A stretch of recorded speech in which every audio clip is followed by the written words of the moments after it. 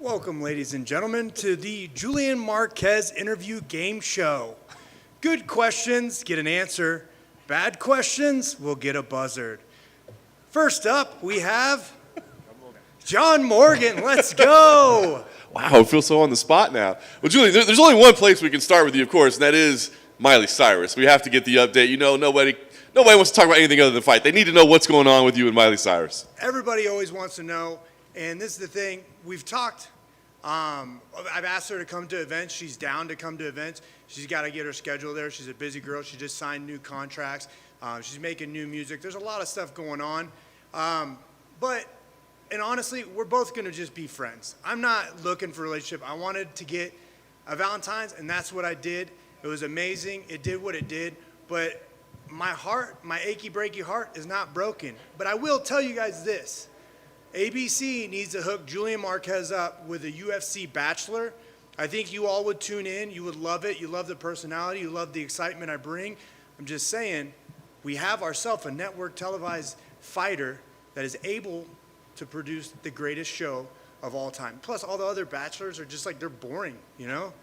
I'll bring excitement. I'm in. Sign me up. You took some criticism for the way you handled the Miley thing last time. Do you feel like in retrospect maybe you played it wrong? Hell no. Do you remember when I told you on our last interview? I said, doesn't matter if I stood up here with this colored t-shirt or just a different one, someone's going to hate me for not wearing a sweatshirt. You know, and that's what it is. I did what I needed to do because I believe that was the correct answer for me. I like it. We'll talk about the performance you had last time, man. Obviously, it was a big moment for you, right? All the build up to it and all that. What was the feel for you afterward? Man, everything with that fight was amazing. You know, I got time in the octagon. I came back. I had an exciting performance. I had a huge comeback win. But it just shows that it doesn't matter. I have no quit in me. From bell to bell, I'm going after it. And that's what I did. I was pumped to get that submission. I was pumped to get that victory.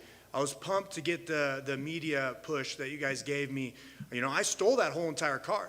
You know, we had Usman Burns, and Usman's arguably one of the best welterweights to walk this earth, and I stole all the shine from that night. And it's just because of who I am, and that victory it was amazing to justify that 31 months of, you know, that hardcore pain and sorrow I went through, and it's amazing. Fortunately, you didn't have to wait that long this time, right? So the quick turnaround, was that key to you? I mean, were you bugging the matchmakers and saying, hey, man, get me in there ASAP? No, not at all. It was just the opportunity presented itself, and I jumped on it. I sat there, and I've been into camp since last June.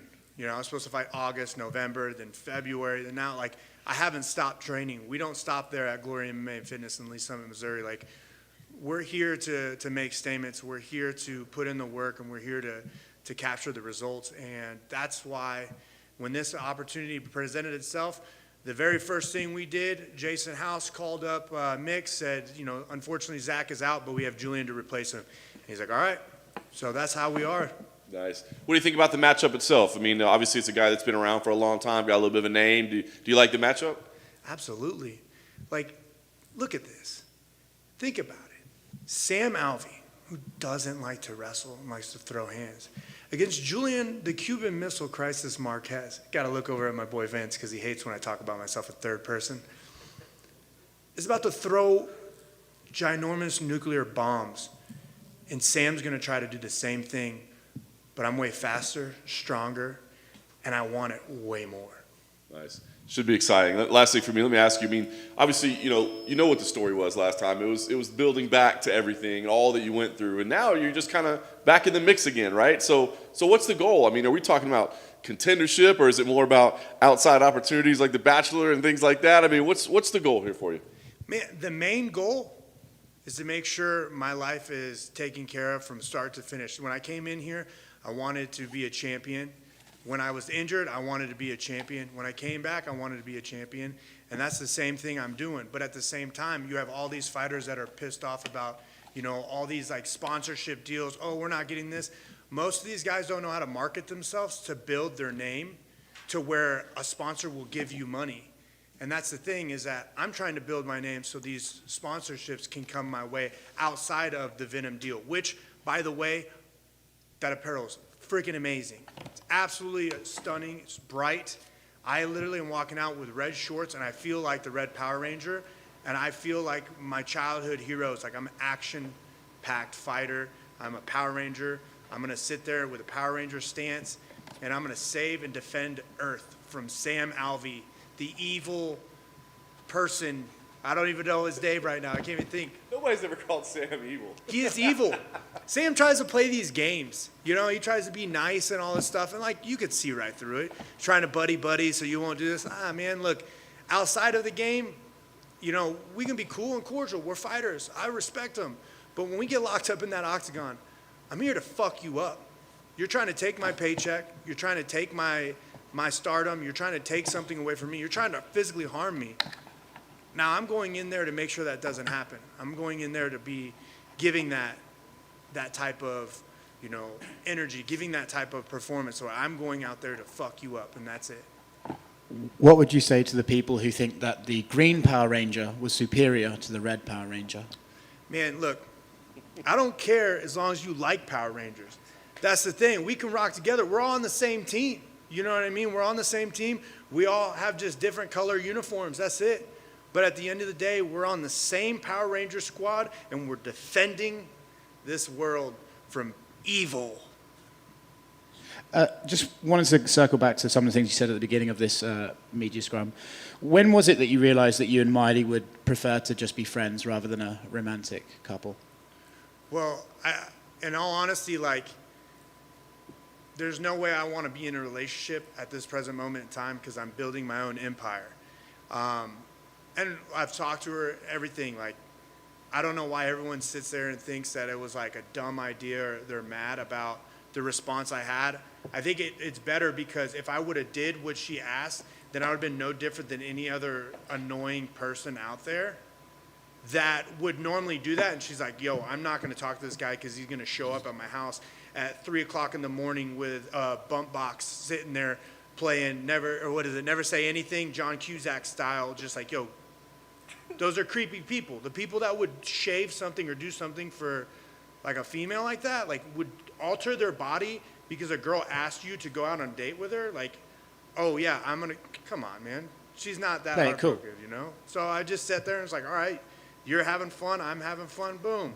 Let me throw this joke at you, you know? I use my time on ESPN, on pay-per-view. I use my time and my starlight to shine with her. So we shined together, and it worked out well for both of us. Sam Alvey considers himself the smiliest guy in mixed martial arts. You know, we've heard about the BMF belt, the McGregor belt. I mean, you're a pretty happy guy. Could this be for the Smiley belt? For the Smiley belt? No. Like, I'm the entertainer here, man. We can have an entertainment belt. We can have sit there and be the ABC Bachelor belt, but I don't want to take his title from him. He's had that forever. He shaves a happy face in the back of his head. Like, he can have that, but he doesn't even need the belt. He has the haircut. You know, it'd be funny though. Like, I know how Sam Alvey is gonna play this. I think it would be funny if you put MC on his chest, like shaved MC on his chest, try to get him ahead. But I bet you $1 billion he's gonna walk out to a Taylor Swift song. But little did he know, I love Taylor Swift too. If y'all don't remember back in 2018, I took a photo with a cutout Instagram like handle. So it's like it has Instagram like cutout where it looked like I'm a photo, and it says I asked Taylor Swift to be my Valentine, and she did not respond to me. So, but I still love her, you know.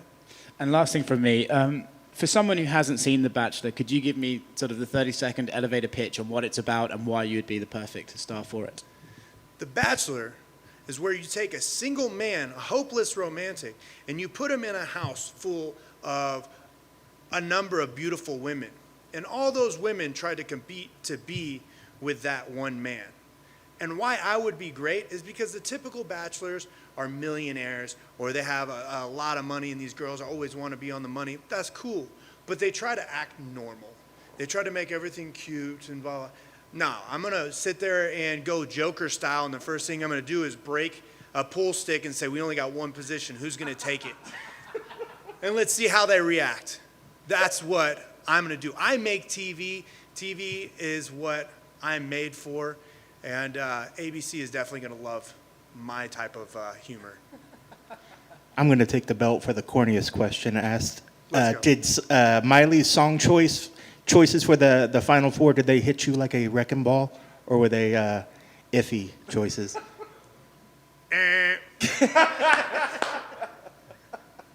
So you liked them. Just one back to the fight week. I know you said all the right things about Sam, and you're enjoying the fact that he's going to come forward and throw bombs. But what, at the end of the day, what needs to happen to make sure that you get your arm raised in victory?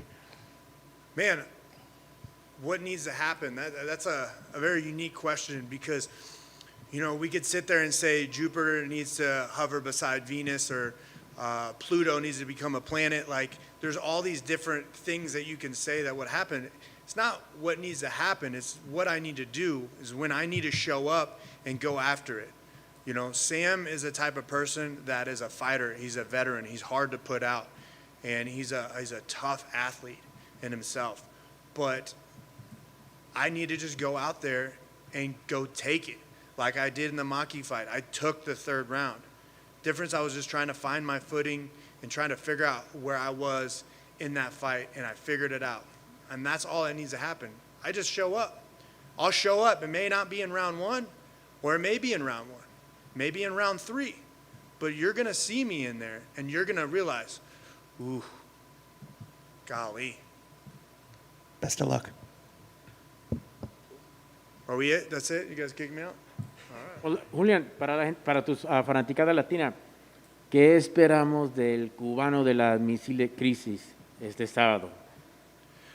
¿Tú puedes mover el máscara? Yo no puedo oír. Discúlpame, felicidades, gracias por llegar a este punto de tu carrera.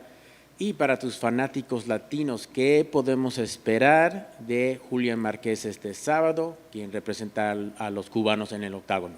Siempre los cubanos son con mi familia, son míos, son en el sangre, y todo es hispánico. Yo estoy representando todo hispánico, toda la gente que nació en otro país, que siempre está trabajando para otra vida, trabajando para mejorando el vida ellos, para la familia. Eso que yo estoy peleando, para todo eso.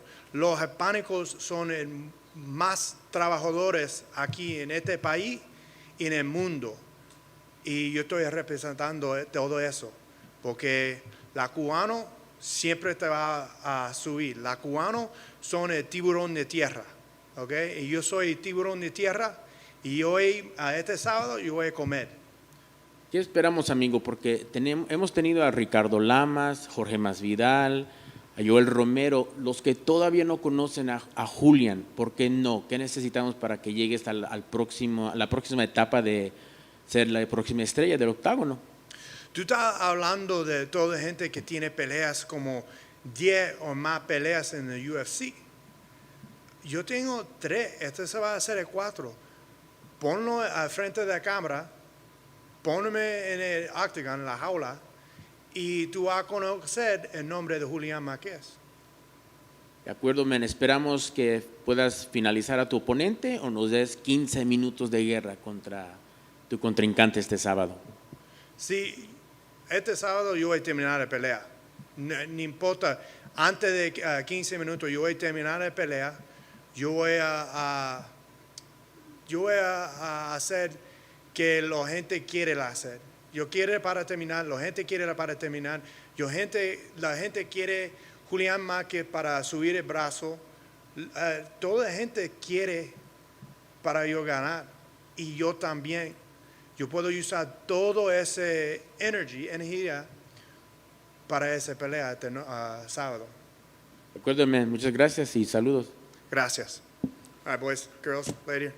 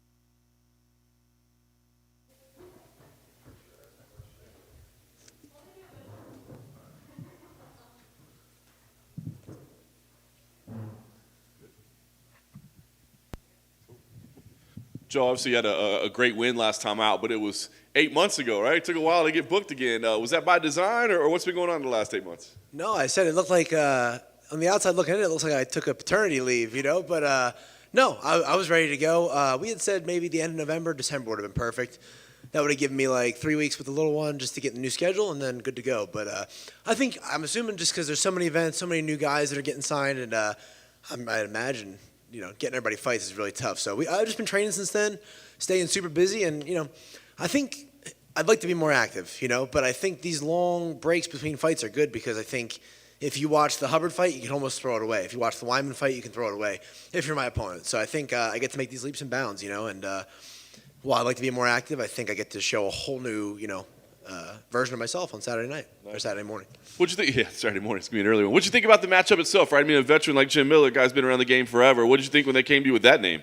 Yeah, I thought it was awesome, Like I said, anytime I get a fight, I'm going to be like, oh, man, that's a tough guy. Because we're in the lightweight division in the UFC. It's going to be a tough fight. So, we had to start getting to work planning for that. But on the other side of things, as far as, like, admiration and stuff, I'm from Jersey. So, I'm a Jim Miller fan. I grew up a Jim Miller fan. So, to be on this, platform, to fight somebody that I look up to so much, I think that really speaks to, how far I've been able to come. So it's a pretty cool moment to be going out there. And, it just shows that, I'm on the level of the guys I used to look up to. So pretty big night for me. Yeah, no doubt. I wonder if there's lessons maybe you take out of the Matt Wyman fight. You know what I mean? Another guy that was a veteran. I mean, I know Jim's done it more than anybody, but are there lessons of like mentality that you can take out of that to go, okay, I know I'm the newer guy, but I know that I can go with these guys? Yeah, I think so. The way I see it is if I can go out there in my first UFC fight in front of the big crowd for the first time, bright lights, all that hoopla, against the guy with so many fights like Wyman, then, Miller is obviously a big step up from him, but I would assume a fight with Jim Miller in the Apex should be very similar, as far as like that level of, whatever people are expecting, adrenaline, nerves, etc. But yeah, I've been on the mat in jiu-jitsu with some of the best guys in the world when I was competing in that department, and same thing, I think when you go against these guys that have the big name, it's maybe extra jitters leading up once you're on the mat or in the cage or anything like that. Like fight or flight's going to kick in, we're going to fight. So I really don't have any extra jitters this time around. It's just the same usual fight week, ready to go, like every single other person that's here, ready to rock, and really excited for the opportunity to have that name, The Chase, though. It's pretty good. Yeah. When you started getting ready for this fight, was there anything you noticed about him that maybe you hadn't before? I mean, obviously we've all seen the guy fight 30 times or whatever, So, I mean, was there anything that was like, oh, I never noticed that before, or did you pretty much know what you were getting ready for? Yeah, I knew what I was getting ready for, So the nice thing about it is our head coach, Jeff Jimmo, we're one camp removed from him getting Scott Holtzman ready to fight Jim. So obviously Scott and I are very different fighters, so the templates and game plans are different, but the familiarity with Miller is there. So that was nice. I kind of let my coaches take care of it and follow the blueprint. And then a couple weeks ago, just watched some of the more recent fights just to see any little things that I could see for myself. And that was it. I try to spend 90% of the time worried about me. I think you hear a lot of people say that, but I'm one of them. Yeah. Last thing for me, give me an idea what the plan is with a win here. Because like I said, be a recognizable name. And as you said, I'm sure you want to stay busier than you were. So what's the plan moving forward? Yeah, I'm not too worried about anything other than the plan for Saturday morning. That's the big deal for me is I got to go out there and grind and get it done in 15 minutes and get my hand raised at the end. After that, the plan is go home to the baby and the wife and, get back in the gym on Monday. So we'll see what happens. I really can't control any of that. Not too worried about it. But I know that if I beat Jim Miller Saturday morning like I plan to, good things are going to happen for me and my family. So, man. How's it going? I don't know if you're the sort of guy who will look through people's records and look in the history of MMA, but when you do and you see this same names cropping up over and over again, can you imagine what it will be like to have the name Jim Miller on your record? Yeah, I think it's cool. And like somebody was saying, what does that fight mean? In interviews and stuff, they were saying, what does it do for you? What does it mean to other people? And I was like, I don't really care. It means a lot to me. It means I've gotten to a place where 2 years ago I was in the regional scene hoping for a crack at any kind of UFC fight, a contender series, anything, Ultimate Fighter, and now I'm here, in a pretty big slot in the card, fighting a pretty big name. So it means a lot to me. It's pretty cool. I don't get the sense this is going to happen to you, but do you have any sort of maybe mild concerns that you're going to be in the cage, look across and see him and be like, oh, shit, it's Jim Miller? No, I've been competing since I'm 6 years old, and I got too much I got to fight for. I got to show up on Saturday morning. So when you know that, you just kind of check in, go to work, and, I really don't think you give yourself that much time to think about it. Like I said, if there was a time in my life where I was going to be super nervous and mess up in a fight, it would have been the contender series. Like the position in life that I was in going into that fight was okay, if I go home, I'm going home to nothing. Like I've got to really revamp my whole life and probably change career paths. So that was like 15 weeks leading up to that, or however long I knew. It was a long time. Was like I was like on the verge of just like I was a mess the entire camp. So if that's not going to rattle me, I don't think a fight in the UFC against an established vet is going to do much more than that. So I'm pretty excited for it, actually. Best of luck. Thank you. Welcome back, Joe. You guys are both East Coast guys. You're successful in the Apex. Does that give you any kind of advantage that you're coming back home, if you will, to the UFC Apex? I don't think so. I know he's fought in the Apex. I'm not sure if that's one of the ones he won or lost, but I don't look too far into that. I like it. I really do fight for the competition side of it. Having fans in the stadium is awesome. Having fans and viewers is awesome. But like I said, I've been saying it in jiu-jitsu is like if you just went into a room with just your coach and him and his coach and nobody got to know who wins, I'd still do it. I need to know. So don't really care as far as that. So I kind of like the Apex fight. So for me, I enjoy it more or just as much. But I don't know that it's an advantage for either of us. And speaking of advantage, is the timing any beneficial to you, being away enough to recoup, recharge your battery, be with the little one? Yeah, I think so. I think that was huge. I'm a new father, so that was really fun. I didn't miss a day of training. I missed one day of training. So when we were actually on lockdown in the hospital, and then I got right back to it the next day. So nothing really changed, but it was nice to get in that routine, get established, and spend some time with my daughter without thinking, training every day, the same schedule, but not thinking about some guy that wants to beat me up in 6 weeks. So that was kind of nice. And then the fight came at the perfect time. But more so than that, I think it's just more time to grow between fights. I'm young in my career. I'm just young, So, gosh, in these time between fights, I feel like I come back almost a different person, like even in life, So I try, like I say, training camp is my vessel to grow, physically for fighting, mentally as just a human being, as like a father and a husband, and then spiritually, I'm a Christian, and my faith's very important to me. So if I can make those leaps going into every single camp, I have 8 months to work on myself as a person and a fighter. I'm going to be a better product Saturday night. And the whole mission is just to show it. But I know that me walking in Saturday is a lot better than me walking in against Hubbard just in every area of life. So I like those layoffs for that reason. But obviously I love to compete. So every 3 or 4 months would be nice. Perfect. Thank you, sir, and best of luck on Saturday. Thank you.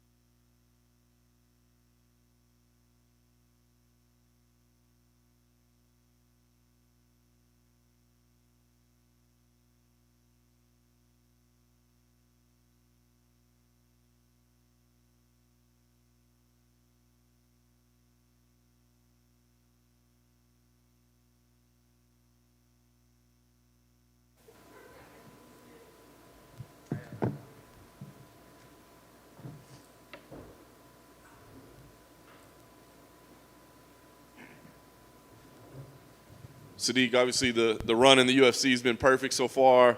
Co-main event, network television. I mean, does this feel like a big moment for you? Yeah, it feels like the natural progression, you know. I'm happy to be back, man. That's one of the best things, man. I've been gone for way too long. I'm happy to be back and be back in a big way. What was the focus during the time away? I mean, you had kind of all this momentum, right? And then it got put on hold. So what was the focus? Yeah, it wasn't really a focus. It was just kind of like one bad news after the other, you know. So, like, first the COVID stuff hit, quarantine, gym got locked down. Then I lost another family member. And then after that, the stuff with my passports for the Edson fight. So it was just like one bad news after the next, Just a streak of bad luck, that's all. But, hey, we're past it now, and we're ready to work. I was going to ask, I mean, so obviously things are good right now, but during that time, and do you ever start like getting down a little bit or thinking like, what's going on? I was down all the way till last week. You know, I got to make sure I'm not gonna feel good until the cage closed. You know, because it's been rough. You know, this is the way I make a living. I've gone over a year with zero income. You know, that like it's been really rough. I'm just happy I have good people around me, family members and friends that was able to pick me up every time I fell down. So as far as, this opportunity, do you change anything? I mean, have you just been kind of keeping the same groove all the way, building up to it, or did you have to tweak anything? There's a running joke in my gym. I've been in training camp for about a year now, you know? so it's not really about tweaking or changing anything. It was just waiting for an opportunity. When you get in there, will there be nerves in this spot? I mean, is it different? Is it a different feel, or is this just another day in the office for you? No, it is what it is, you know. Like it's fun. At the end of the day, we're punching each other in the face. The nerves are kind of maxed out when you make your amateur debut. So for me, it never really changes. You know, I'm prepared. I put that energy in the right place, and I go out there and I do what I do.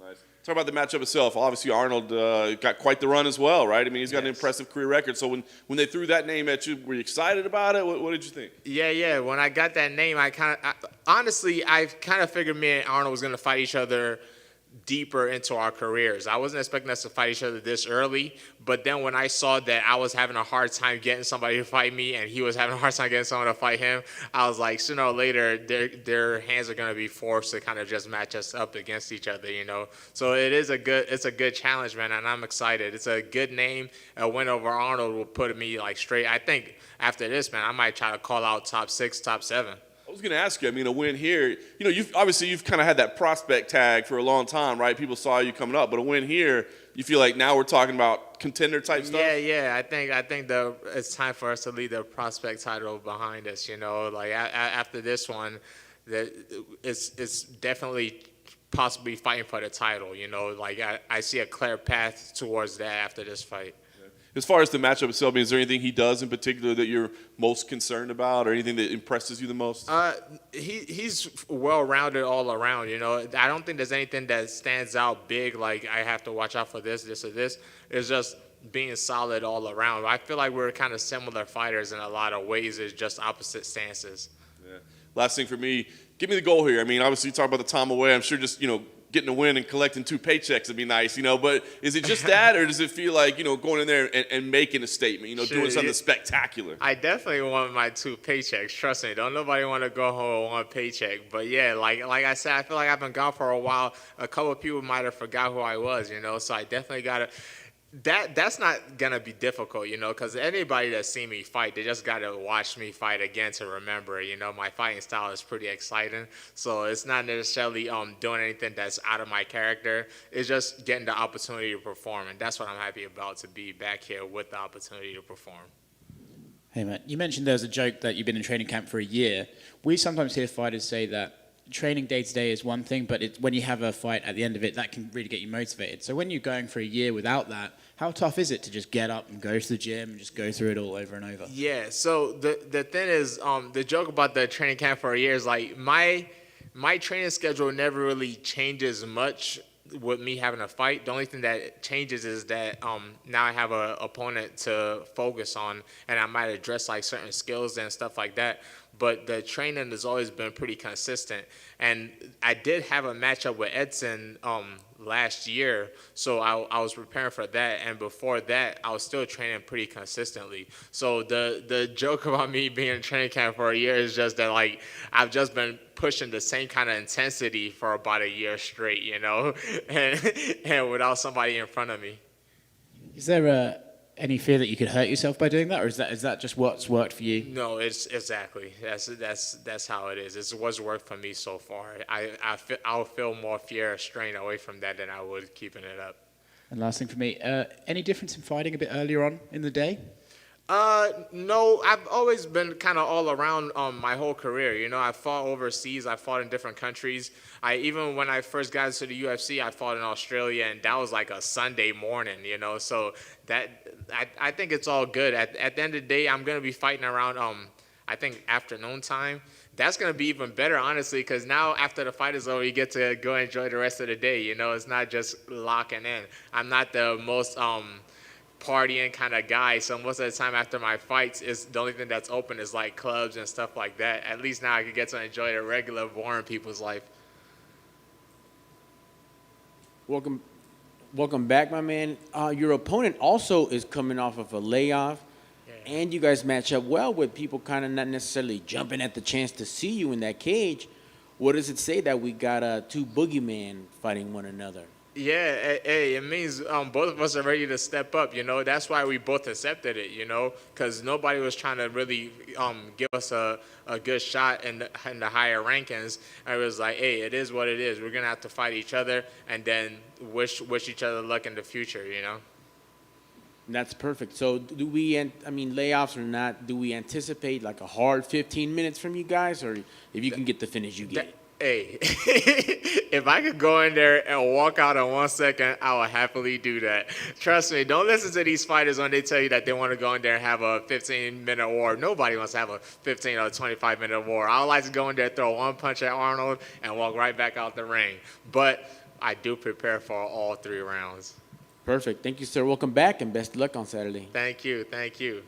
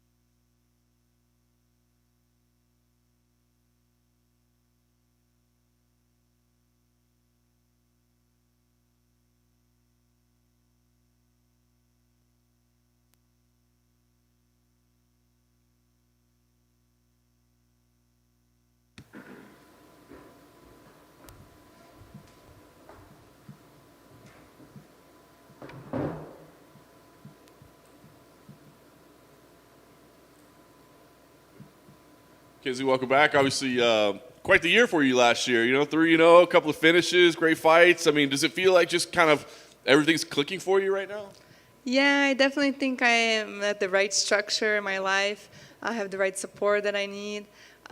Since my pregnancy, I think a big thing I was saying was that I kind of lost a lot of muscle and that I wanted to eventually gain that muscle. So this was the first camp that I felt like, okay, my boxing, my striking, I'm getting to a good level, my grappling staying sharp. Now I'm ready to add one more responsibility to my camp. And this camp, I brought in my coach from Brazil, Rogério Camus, to do my strength training. So it's good to see that as the fights, you're going up the ranks, you're getting more fights, you're able to bring in more responsibilities, and you're just feeling good, like in your camp and everything, to be able to add more things, So I'm really starting to be, I think, champ material. Nice. I was saying, because it felt like for a while you're kind of figuring out which camp made sense and where you fit. So now does it feel like the structure is set and you're kind of where you're going to be? Yeah, for sure. Ruka is like with Coach Perillo. Will be almost a year, I think, in September, So kind of almost 1 year that I'm officially with him. It's like a private gym, So I think I'm a fighter that kind of does good at private gym, And yeah, it's like kind of he's been through all these champions, and it's cool when you have like my strength coach, my boxing coach, they have like this artwork that they want to do. I'm the artwork, and and I kind of just trust their process and let them do what they want with me, and kind of, I know that in the end they have the finished product that they want, and they're gonna do a masterpiece. So it's interesting for you to say, like, I feel like I'm championship material now. I mean, you always had such high expectations, right? People around you were saying, hey, she had it. Did you maybe not necessarily believe it in the beginning? I believed it, but it wasn't like a focus for me, Like, of course, you go to fight, but for me, it was just to make money and kind of have that celebrity life, and go party after, It's just by myself, and I was kind of just enjoying the moment as it comes, I didn't take fighting as a strategy-wise. Okay, who should I fight next? How do I go up the rankings? It was just kind of the UFC, the public was doing it all for me, And then now, after my loss and the pregnancy, I had to take control of my career and start to figure out what I want, And now I'm just focused on the fight, on the belt, I don't think about, I think about party after the belt, to celebrate, But until then, I just have like the blinders on, and that's the only thing I see. That's awesome. Talk about this matchup. I mean, when it was announced, it kind of surprised us, right? I think just because we didn't know when she was going to compete again. So when they came to the name, were you surprised, or were you anticipating this at all? Yeah, for sure I was surprised because I was looking for someone in the top 10, Even before I fought Virna, I was asking for someone, higher ranked than me. So, but it was hard because, the pandemic, the visas and injuries and things like that, it was not a lot of options. And we were looking at the list of top 10, and Nina was someone who was there, but we said, man, like she's at a good ranking, but we don't know if she's gonna come back fighting. We didn't really know what to think about Nina. She had a good number next to her, but we said, like, man, I don't know, Claudio Gadelha, Carlos Esparza, who could we fight, And then Mick came back and he said Nina. I said, what, So I was really, really happy for the opportunity to be like moms, I said, like, okay, this is gonna be really good. And then, of course, with her ranking, it's like, okay, this is a good opportunity, and I'm so happy to finally get, someone ranked. I didn't move at all after my last fight, so this is the time that I really want to show, like, with a big difference, 11 to number 5, it's a pretty good jump. So we'll see where I go after this fight. Hopefully I get the win good, and I can really prove myself to be a champ, like, contender. So in scouting her, what do you expect? Because she hasn't fought in a long time, so it's been a long layoff. And it's funny because you talk about how being a mom like kind of changed you and really kind of put things into focus. Are you kind of expecting her to be different than the last time we saw, maybe even improved, even though she's been away?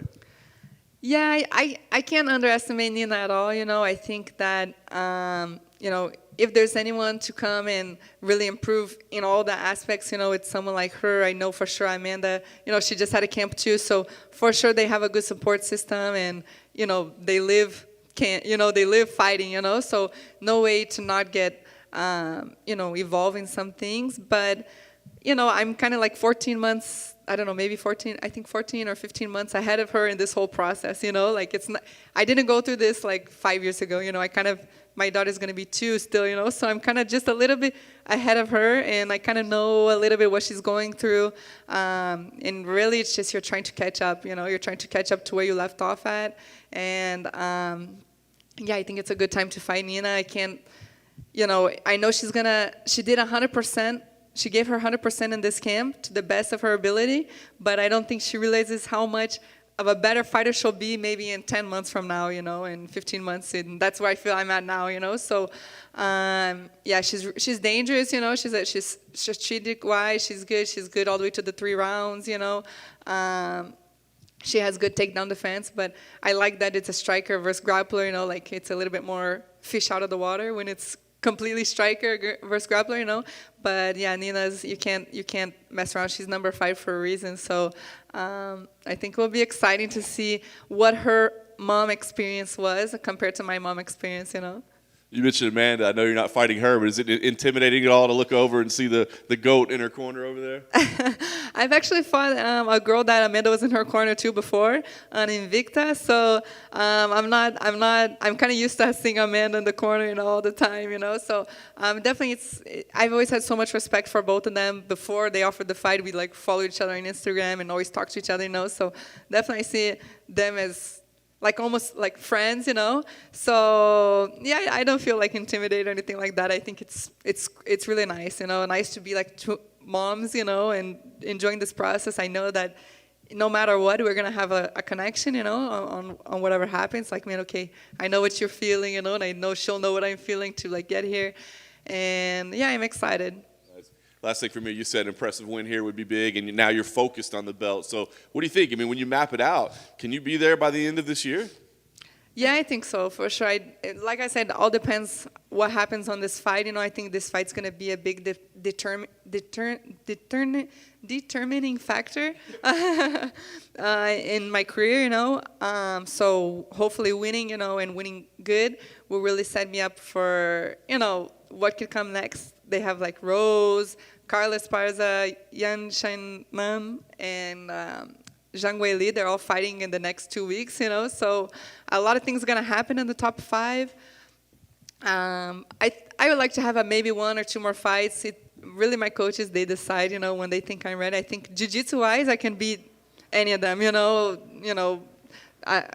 champ all the way to the newbies in the UFC. And I think the ground game, I can win. But we want to be champ, and champ is like, you need to be good in everything and prepared for anything and be able to mix and melt everything together. So I think if I can get my anxiousness on the fights to calm down a little bit, I think a lot of people notice that if I hit a good punch, I kind of go forward, and then the person's like recovering, and breathing, and then I lose the good opportunity. So I'm just kind of trying to be more professional the whole way through the fight, instead of like, okay, some pro, moments, and then like bar brawl moments, and then pro moments, and then back to like a brawl moments, and be champ material. So I think maybe 1 or 2 more fights, hopefully. My coaches will feel like, okay, you can fight no matter who will be the champ by then. It could change. It could be Zhang Weili. I still, who knows? But just to be prepared for whoever. I think by the end of the year, it could be, if I don't break my nose again or something, I can get some more fights in this year. Is there any preference who you'd like to fight for the title? No preference. I think any of them would be a great fight. I think definitely the 2 Chinese, girls, Zhang Weili and Yan Shannan, they both have a very good record, like 20-0 or, very, very high records. So I think record-wise, I would like to break their records. You know what I mean? They would be a good fights. But any of them, Joanna, I don't know if she'll still be competing. Rose, I know she has good grappling too, Rose, a lot of flying arm bars and triangles and things like that. Even Carlos Parza, who is the next champ, and if she gets to the champ again, it would be really kind of cool to fight her. So any of the girls, I don't know who will be the champ, but I'm prepared for any of them. You mentioned adding strength training to your camp. Have you seen the benefits of it, or are you finding it's a bit tough on the body and you think next camp you'll try and rearrange it? How's that been? No, it's 100% the best thing for me right now. You know, the confidence. My confidence went way higher. Of course, jiu-jitsu. Being a jiu-jitsu girl, we are used to being smaller or maybe weaker, and we fight the absolute division. So, I think me coming from jiu-jitsu, the strength training was never like, oh, I'm gonna lose this fight because I'm less weak, because I'm more weak or something like that. But now that I'm starting to take this whole thing like professional, and I see that when you get to the highest level and the technique is so similar, that little things like strength and cardio and you know, having that little extra will make the difference, you know. And I felt that in my camp, my confidence is to the next level, and now I'm like ready for my fight to finish, for my coach to come back to California and stay more 2 months with me, and him to do his masterpiece with me and just change me and make me this you know, champ that can be a champ for a long time. Good luck. Thank you.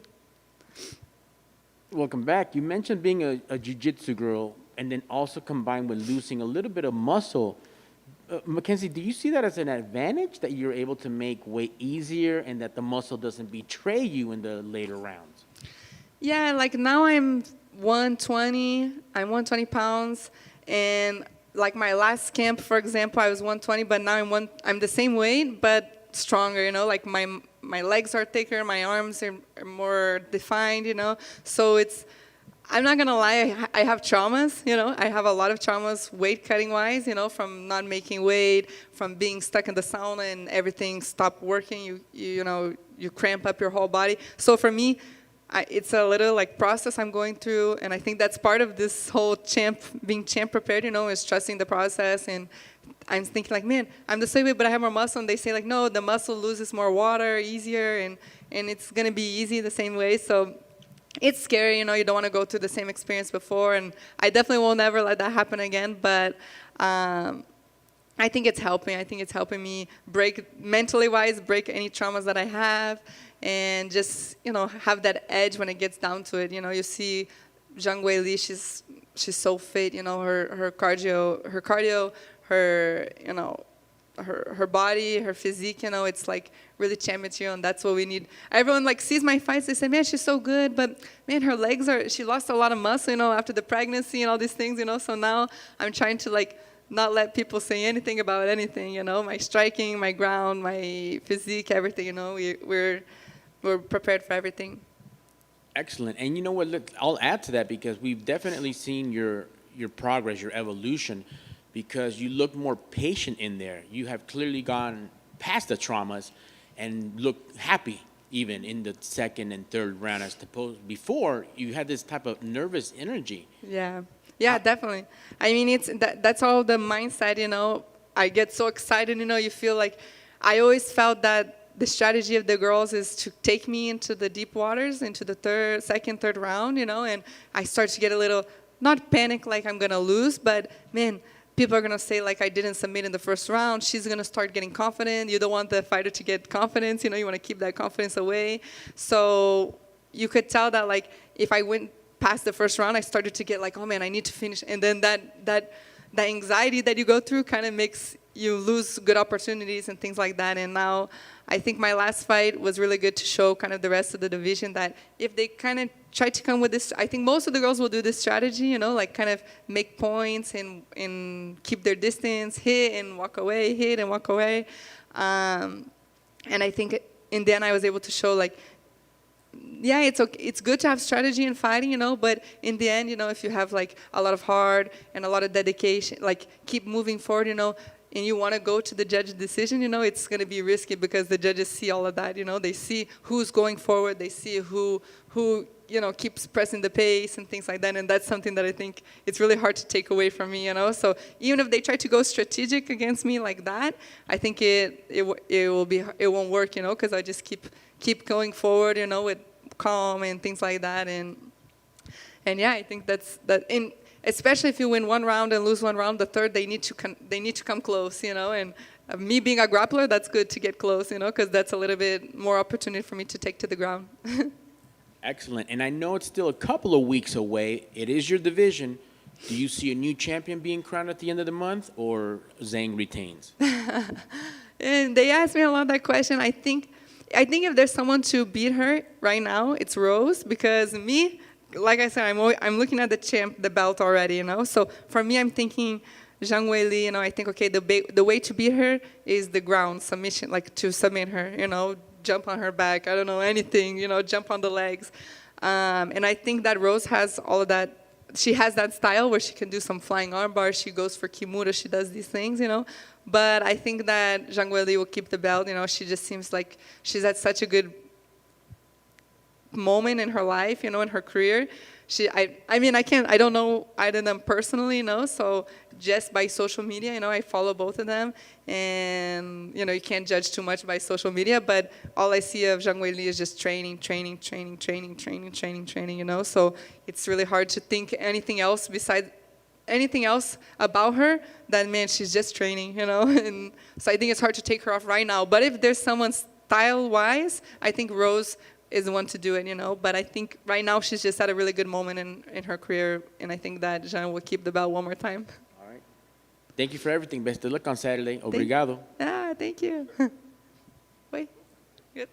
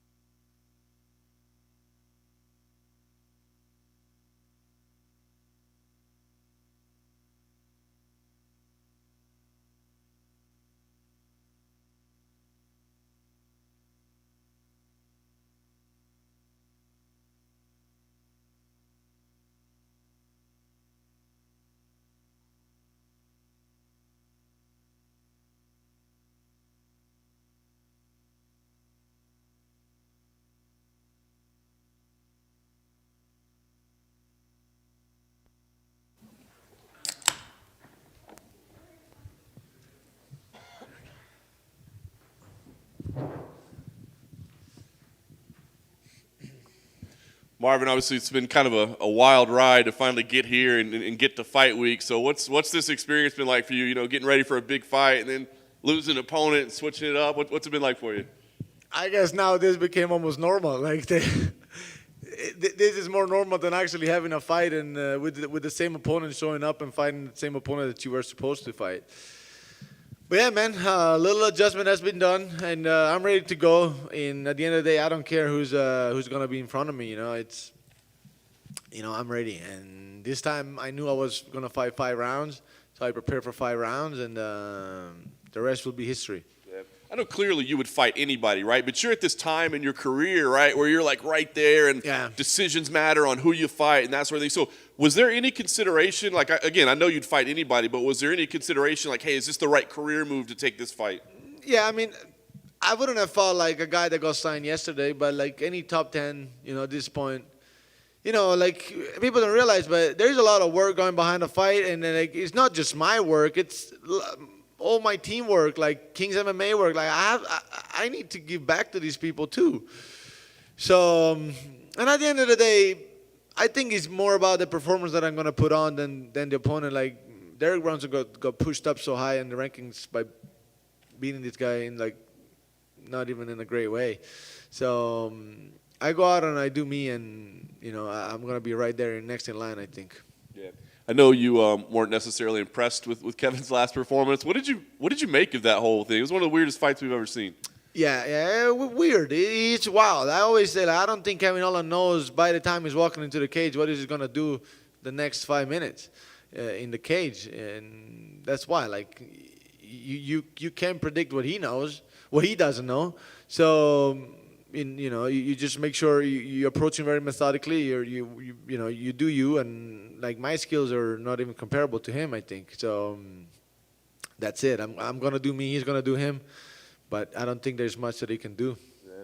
Do you have any concerns at all with kind of his trash talking stuff? I think about you as a guy that maybe has a little bit of a temper sometimes, and he's going to be in there trying to mess with you and that sort of thing. I'm sure the face-offs will want to mess with you. So do you have any concerns about, hey, keeping yourself calm, collected? Like I said, I'm really focused on me, and whatever he's gonna do. Well, I don't. First of all, in the fight itself, I don't think there's gonna be much talking. He'll be worried about not getting taken out and defending himself.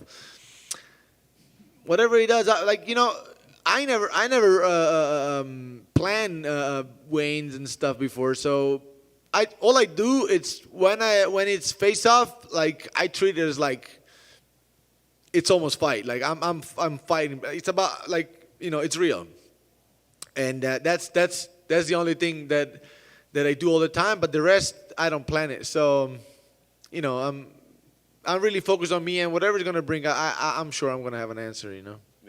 Last thing for me, I mean, an impressive victory here. I know that you're gunning for that title shot. I mean, maybe this isn't the high enough ranking, that sort of thing, but it's not your fault, right? You took who they put on the table. So if you win this fight, do you feel like it should be enough to get you a title shot, or do you think there's another name you might have to beat? We'll think about the after, but no, I'm next. I'm next because this guy can't make it, man. Like by default, I need to take their spot. By default, you're not there to defend your spot. You're not there to defend anything. Like you got that pen on that table. If you're not there and you're supposed to be there to defend that pen, and I'm coming, I'm taking the pen. Like you're not there to defend it. And to be honest, I'm getting more suspicious by the day with this thing. I was expecting him to put out like the X-ray of his collarbone and stuff. Like I don't know. I'm getting a little bit suspicion. And Derek Brunson coming up this high, I don't know. Derek Brunson sounds like a little better matchup than myself. So I don't know. I'm getting a little bit suspicious, but it's okay. I have a fight, and now the next thing is gonna be to put on the best performance of my life Saturday night. When you say you're suspicious, you think that maybe he didn't actually break the collarbone, or it was a different injury? What are you thinking? I don't know. I don't know. To be honest, I don't know. I really believed in the beginning, and then a lot of people would be like, oh, but do you really think so? That he really did break the collarbone?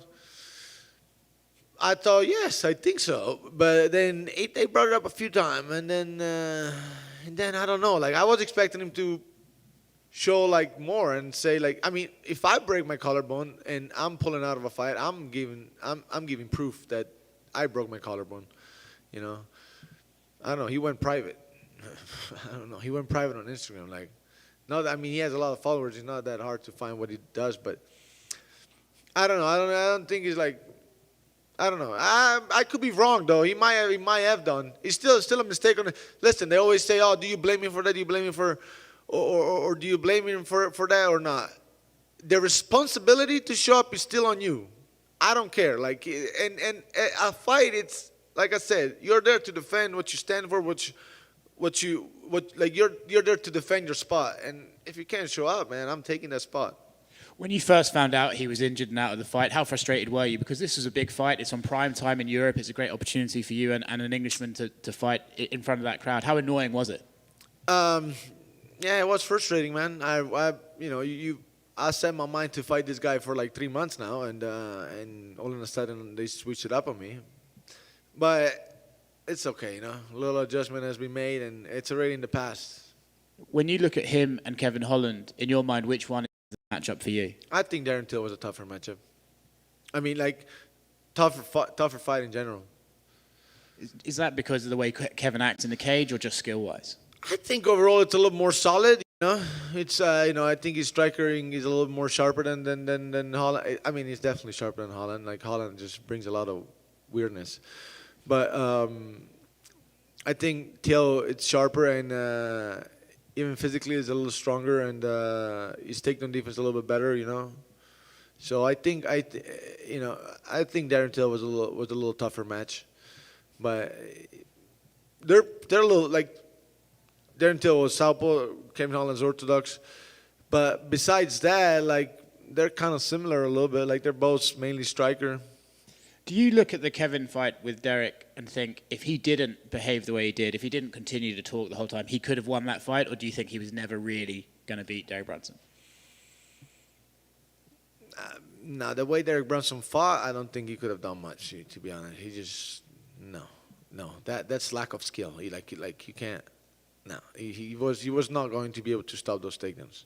So do you look at that and just think, well, I just do that and I win? No, hell no, because I fight differently. I'm not going to try to imitate anybody just because he beat it some kind of way. Like I'm going to go out and smash him everywhere. Like I'm better than him everywhere. Like people just that's the thing. A lot of people just have one thing and they say, oh, that guy is so good on that one thing, but it's not true. The only thing is that he just have that one thing. So no, I think I'm a better striker than him. I'm gonna overwhelm him everywhere. Good luck. Thank you. Marvin, thank you for taking the time to talk to media. You've rocketed up the rankings. How happy are you that the UFC has recognized that and you are now the main event in the ABC primetime event? Good. I mean, I feel good.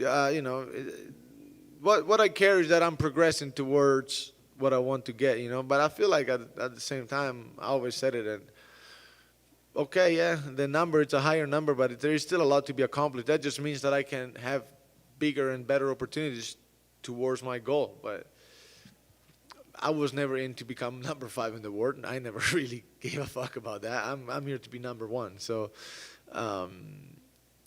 yeah, I mean, it's great, but at the same time, there is still a lot to be accomplished. Excellent. Would you have had a preference because of the switch of opponent if this would have been a 3-rounder, or you were just you're ready for 25? I love 5 rounds. I love 5 rounds. Yeah. And lastly, what can we expect this weekend from you? Hard 25 minutes or Vettori vintage performance? I want to break this guy. I want to break him. If he can last, I doubt it, but it'd be very dominant the whole 25 minutes. But I want to finish this guy. Thank you, sir. Best luck on Saturday. Thank you. Great.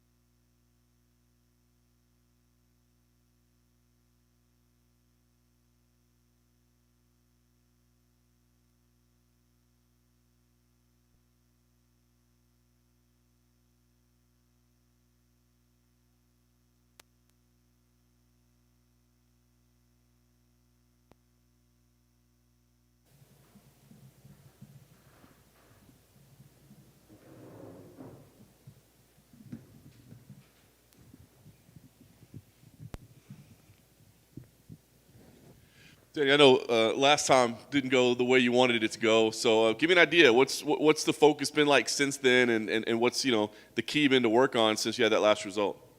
Oh man, after that last fight, didn't go the way I wanted. Had a little time to look back at it, watched it a few times, see my mistakes, what I didn't do and what I could have done.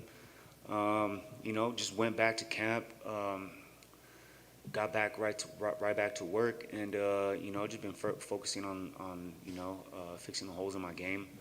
I really feel like leading up to that fight, it was like a long year for me. Fought 4 times, had a couple little setbacks during camp that time.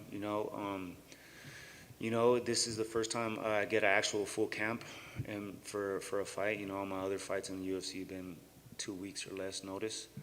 And I had a lot of time to reflect on that last loss, and I'm back here hungry. Yeah. Was it difficult to kind of deal with that? Because I feel like you had like all this momentum building up. You know what I mean? Like people were really starting to pay attention, and then you had that. Was it tough to kind of deal with that?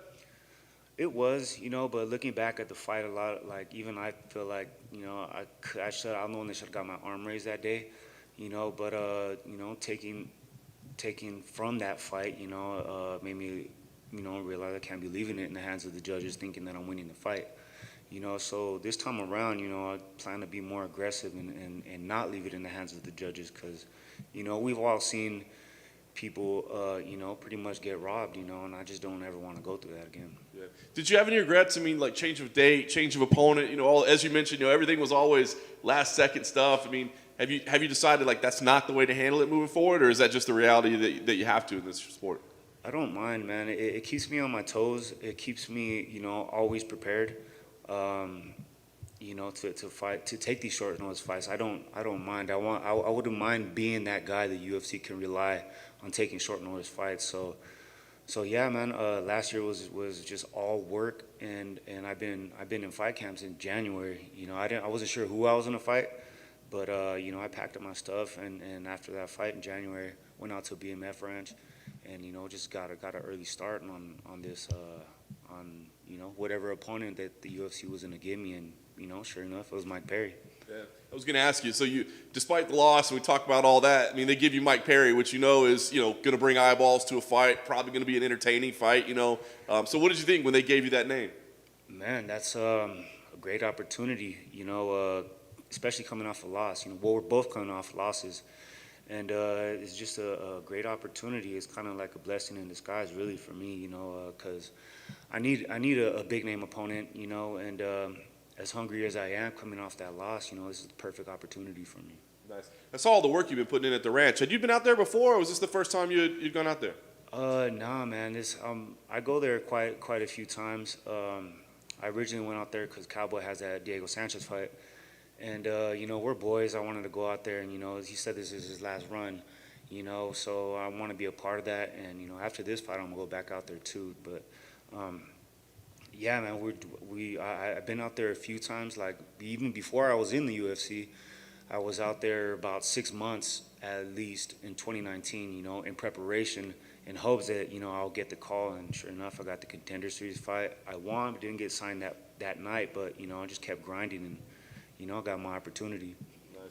Last thing for me, like I said on paper, this looks like it should be a pretty entertaining fight. I mean, are you expecting to go out there and have, a fight of the night type thing, or do you feel like you can go in there and dominate and not have to have a kind of a back and forth war? I would like to go out there and dominate. When I train, in my mind, I envision those wars. That's what pushes me. That's what like keeps me going. Next thing you know, I'm running. And I'm thinking about, these wars, and next thing you know, I'm sprinting, So, I use it all as motivation, and on paper, yeah, this is a great fight. It's great matchmaking by the UFC, opening it up on ABC, and it's gonna be a great fight, But of course, I'm trying to go out there and completely dominate, That's the plan. Are there certain fights like this one where you look at it going into it and think, well, no matter what way it goes, I'm probably in for a scrap here? Is this one of those fights that you just know it's going to be a bit of a crazy affair, however long it lasts? Yeah, of course. Mike Perry style, and he's an aggressive fighter. You know, it's a little unpredictable at times. You never know what to expect out of the guy. One fight he looks great, next fight he don't. You know, so I'm just coming out here fully prepared. You know, full fight camp, and you know, just ready to go to war. Or if not, you know, pick them apart. You know, it all depends on you know who really shows up that night. But I'm ready. What do you make of Mike as a character, man? Like, you know, we've got the girlfriend in the corner. He doesn't want anyone else around. What do you just think of him as a person? Definitely a character. You know, he's got, you know, he's crazy. He's crazy. You know, even just the way he talks, he's just like, man, this guy's, you know, but he backs it up. So, really, I mean, he's his own character. You know, on my own. You know, I want to fight him. You know, stylistically, and you know, it's just a great fight. You know. Looking forward to it, man. Yeah. Afternoon, my man. Thanks for taking the time with us. You got the big ABC exposure, working with Donald, and you know, they say that the loss is the biggest way to learn something. Could you have picked a better spot to put everything together on this platform on Saturday? Yeah, I mean, coming off a loss and full fight camp, and you know, this is you know, I'm hungry, man. This is the perfect opportunity on national television, you know, to gain the exposure that I've always wanted, and with the perfect opportunity with Mike Perry, you know, to really gain some momentum and you know, take these higher level opponents. I feel like he's the beginning of the next level opponents I'm gonna start facing. Did you get any inside scoop on how to beat Mike? Because obviously with Donald, he kind of knows the blueprint. Yeah, I mean, he's not really too difficult to break down. You know, we have a game plan. You know, and I definitely picked up some pointers over at the ranch. But you know, when he fought Donald, that was a while back. You know, I never really focused too much on opponent's tape or anything like that, because as myself, I'm never the same as my last fight. I'm always constantly improving, and you know, I just expect that out of my opponents. You know, from experience. You know, I've made mistakes where I look at a tape and expect a certain fighter and get something better. So even though I won like those times that I went through that, I always take something out of every fight, whether it's win or a loss. Excellent. And can you give us a little insight onto what it is to chop it up with Cerrone, who's been in there from the WEC days to a UFC veteran, and you kind of get to catch him in the twilight because he might be out, you know, retiring soon. That's the best cowboy you could get. How was it to work with him? Man, it's always been a pleasure. I mean, like me and that guy, we're boys. You know, that's my homie. You know, he's helped me. You know, he's invited me over to his ranch. You know, and kind of made me a part of family, and I definitely feel like it. You know, he's got all the wisdom in the world. He's got, you know, just I learned so much from that guy. You know, whether it's from being a fighter, just being a man in general. So that's my homie. I take so much from him, and you know, can't wait to make him proud and shit. You know. Excellent. Thank you, sir, and best of luck on Saturday. Thank you. Thanks. That's it.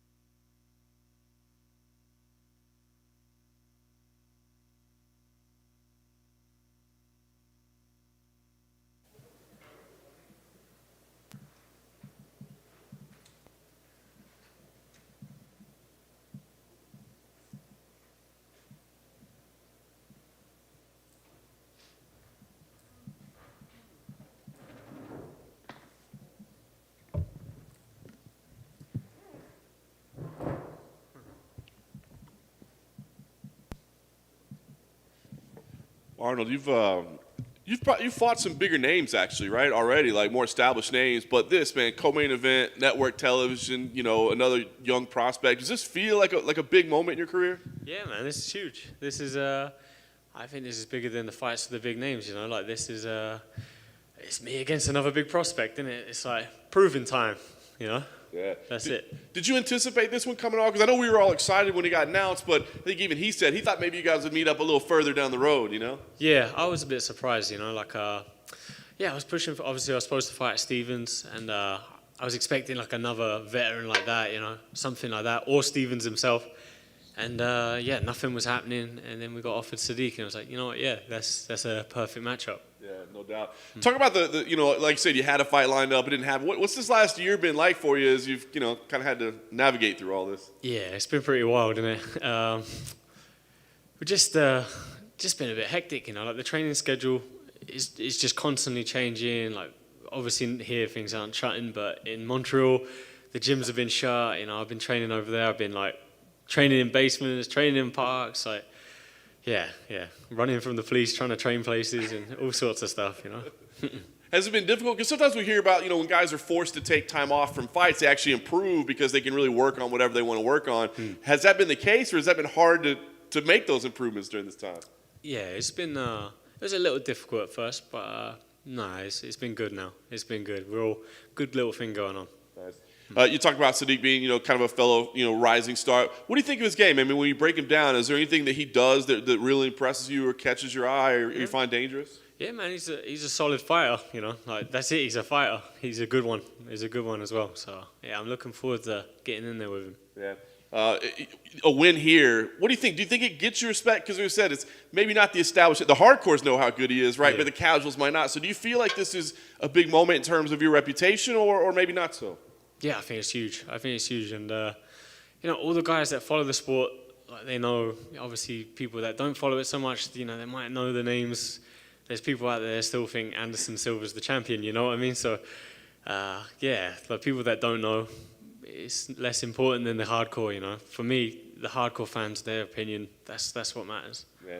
Last thing for me, as far as the performance, is it just go in there and get a victory and however it comes, or do you feel like network television, co-main event, like you got to go out there and do something spectacular? Yeah, man, we've got to go out there and prove ourselves. Like I said, 2 hot prospects, and it's kind of winner takes all. We want to go out and prove we deserve to be amongst that top 10. Is it cool to be fighting a little bit earlier in the day, local time, so you're on prime time back in the UK? It's cool that people in the UK don't have to stay up, but I mean, I'd rather a little bit longer, Sorry, stay in bed a bit longer, but it's all good. It's all good. Have you had to change any training or anything like that to know when you peak, just to adjust to that time, or are you just willing to get in there and swing it out? Yeah, I spar around the same time anyway, so like fortunately it kind of worked out because I didn't even know I was fighting at 1:40. It was like 2 p.m. I'm going to be fighting, I think. So I didn't even know I was fighting at 2 p.m. and then fortunately I spar around the same time. So when did you find out? It was like this week when I got here. That could be a bit of a nasty surprise, no? Yeah. No, it's all right. It's perfect. Perfect. Good luck, man. Thank you, buddy. Welcome back, Arnold. It's been a little time since we saw you away from the cage, but, tell us about it. So you circled back, Dana White Contender Series, back at the Apex, fellow Dana White Contender Series guy, and on the ABC network. What better platform can you have selected for your comeback? Yeah, I was never on the Contender Series, but that's all good. Yeah, it's cool to be here, It's cool. I'm glad to be back after a long time out, so hopefully no more layoffs. Excellent, and you got the co-main event slot, so that lets you know that the UFC is kind of keeping an eye on you guys, moving you up along the rankings to get the most exposure possible. That's it, man, that's it. We're up there. I'm glad they put us in the co-main event because I feel we deserve it, Like I said before, there's 2 top prospects, maybe to some people a little unproven, but I don't think so. Excellent. Best of luck on Saturday. Thank you, man. Cool. Thanks, up.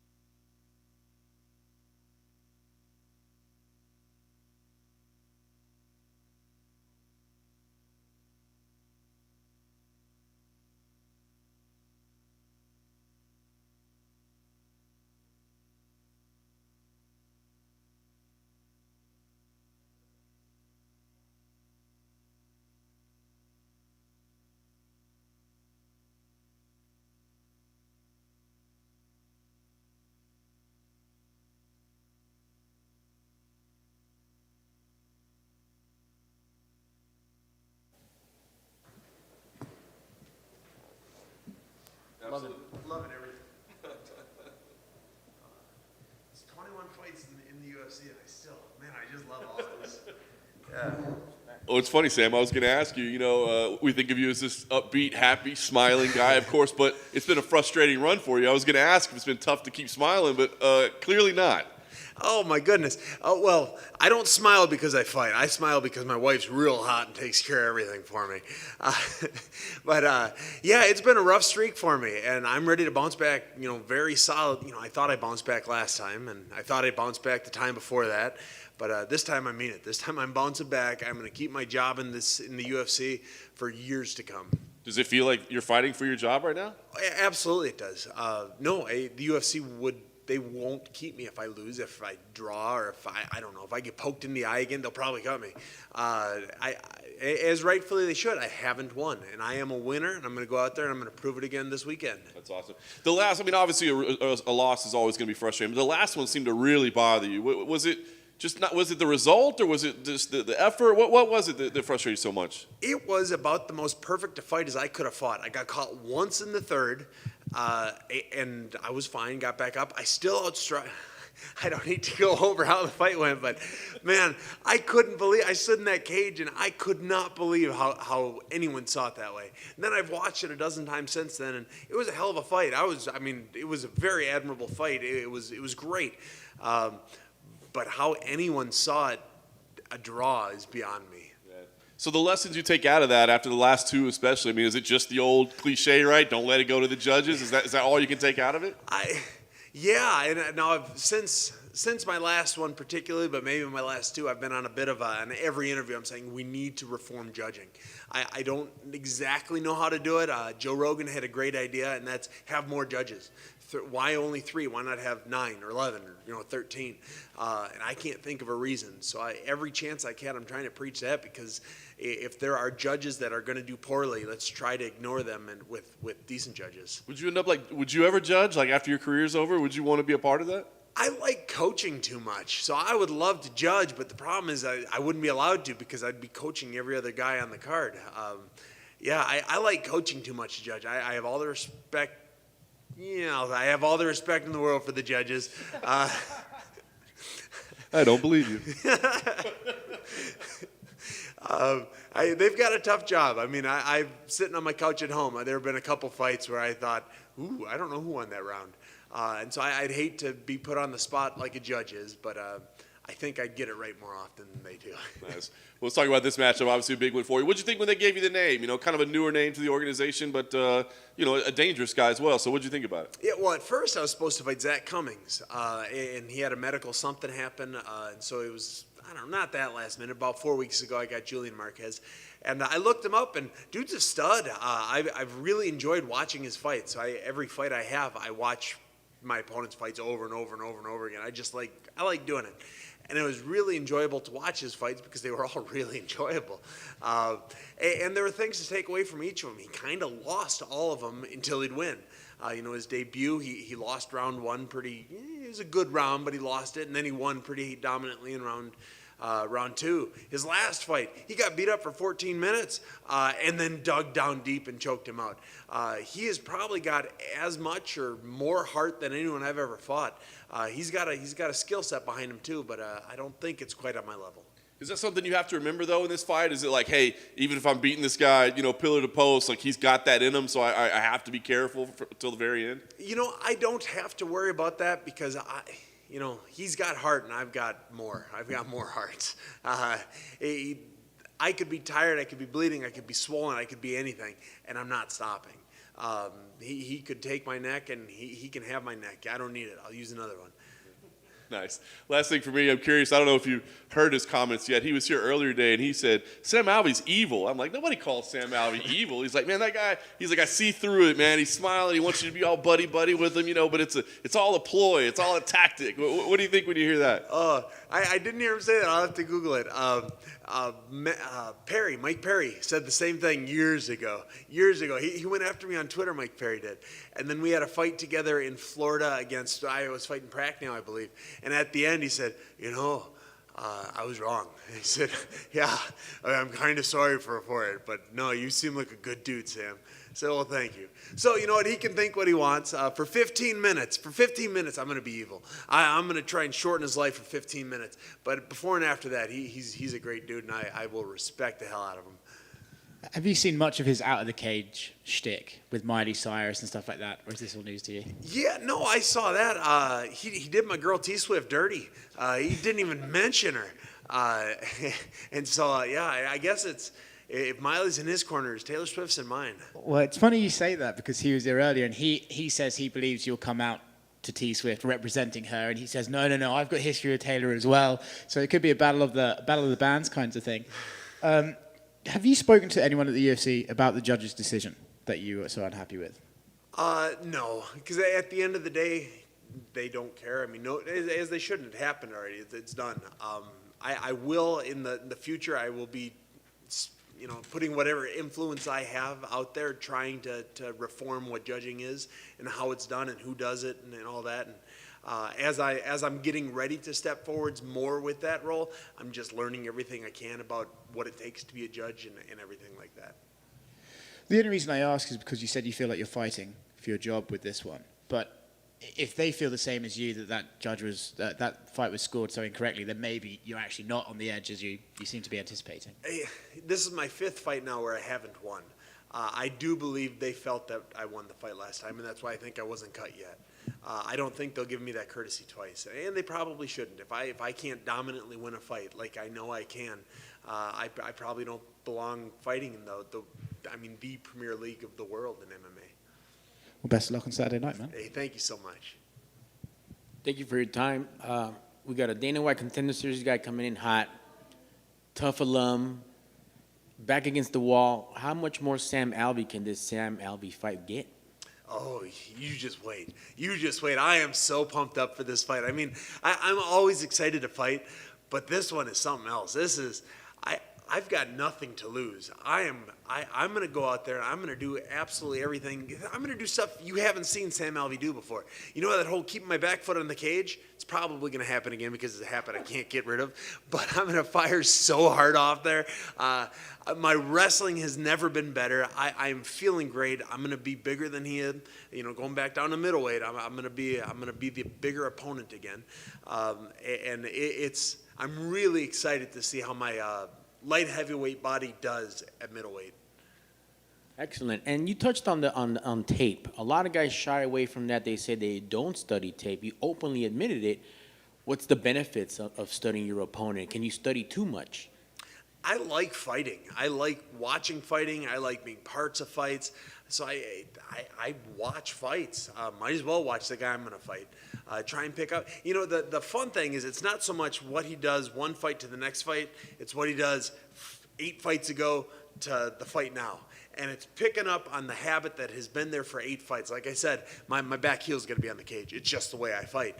It has been there 8 fights ago. It was probably there 50 fights ago. Man, I got a lot of fights. It's something that I'm sure if he's ever watched me fight, he's seen my back heel stays on that cage. There are things I've picked up, I believe I've picked up from him. And it's nice. This is his 4th fight in the UFC, but he's fought in some other organizations as well. So there was footage to be watched on him. And he's got some habits that he did in his last fight that he did, 5, 6, 7, 8 fights ago.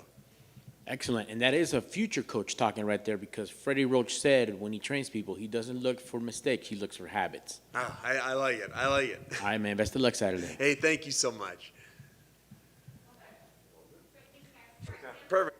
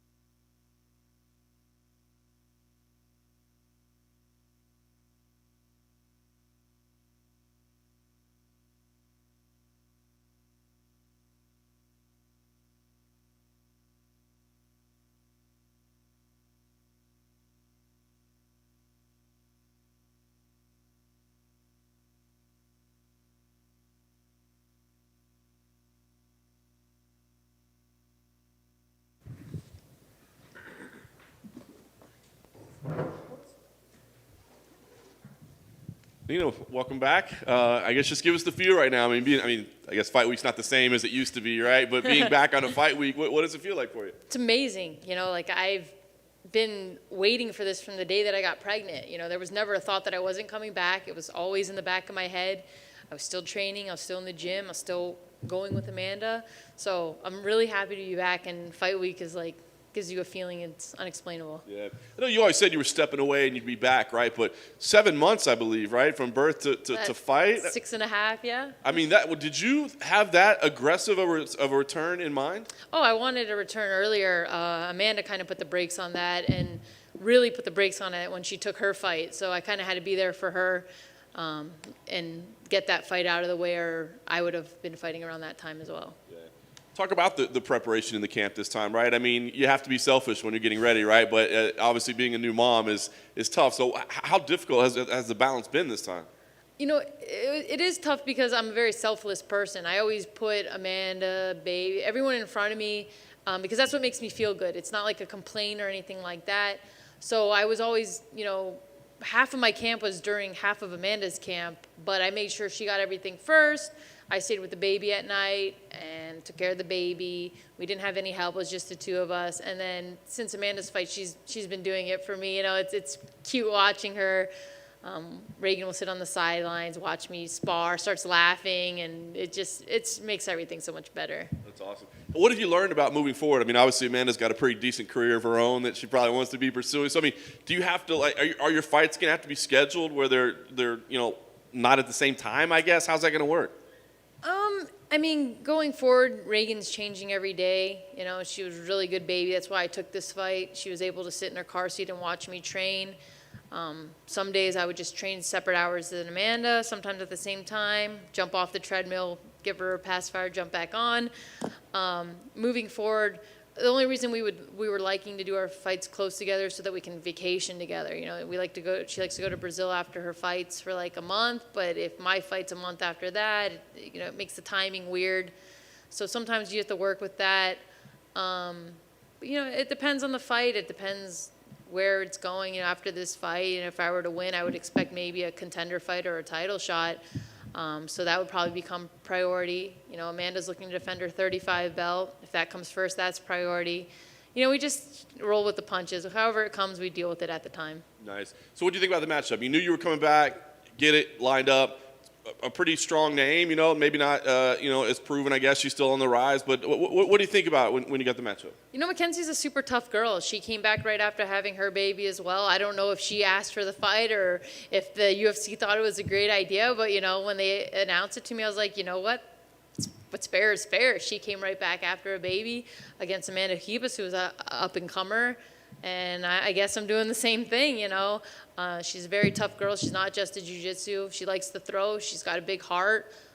So I took my preparation very seriously, even more so coming back from a pregnancy. I gained a lot of weight. I lost a lot of weight. But I feel great. Yeah. To be clear, like you said, you're back now, right? As far as you're concerned, you're just another fighter on the roster. I'm right where I left off. I've taken time off between fights because of injuries with nothing as a reward. This time I got a baby. Nice. Last thing for me, you kind of touched on a little bit, a win here, recognizable name. You feel like contender fight. Is that the path you see for yourself with a win? I think so. My last fight against Tatiana was also a contender fight. I lost, which I feel was a close fight. Given another minute, I think I would have finished that.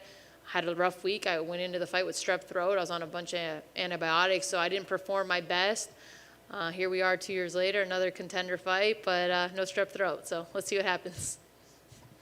When you take some time away from the sport, is it a silver lining that it just remotivates you to get back in there? Does it remind you how much you love this? Yeah, it's definitely put a fire under me, especially watching how much Amanda's accomplished over those 2 years that I've been out. And I didn't finish. I wasn't finished. I knew I wasn't finished before I got pregnant. The day I got pregnant, I let everyone know that I would be back. I never doubted that. But it also gave me time to heal my other injuries, get that weight off my shoulder of being a mother. I'm getting older. Women have a clock. Now that I have her, everything's easy. Like this fight, I'm not saying the fight, my opponent's easy, but I'm saying life is easy. Is there some sort of almost sisterly bond with Mackenzie because she did the exact same thing, having a baby, took some time off? Is there some sort of unspoken thing that we probably wouldn't have any idea about? You know, we follow each other on social media. Like, we comment on each other's photos. We haven't really hung out. We're not friends, but we both have a huge mutual respect for each other. So I wasn't sure if she asked for the fight or if the UFC thought it was a good idea. But either way, I think it's great for the sport. I think it's great for women. I'm very excited about the fight. Mackenzie was in here earlier. I'm just curious, as someone, like you said, you follow each other. She said that early on in her career, she was more interested in the party after the fight. She never really took it seriously. And recently, possibly since the birth of her child, that she started treating it like a professional. Have you seen that difference in her? You know, I haven't really paid much attention to her life and career, but I can see where she's coming from. But on the opposite end, I kind of took everything so seriously in the beginning and things weren't going right for me and I was too hard on myself. And then when I kind of let things go, things started working out for me. So every fighter's different. She's definitely gotten better. Her striking's gotten better. Her motivation. So yeah, she's tougher than she was when she first started. I just recently started to pay attention to her, of course, because she's my next opponent. But I can see where she's coming from with that. Good luck Saturday. Thank you. Welcome back, Nina. How happy are you with the circumstances? I mean, the baby's here, Amanda's doing great, you're doing good, and now on this big platform with ABC now is on with the UFC. How much better could it get for you? Man, life is perfect, you know. I have no complaints. I have a family that I love, stable. Outside of this sport, I have my things together, and I'm doing a sport that I love. You know, I used to do it for free back in the day. Now, you know, we have a career out of it. I have no complaints. I'm very happy to be here.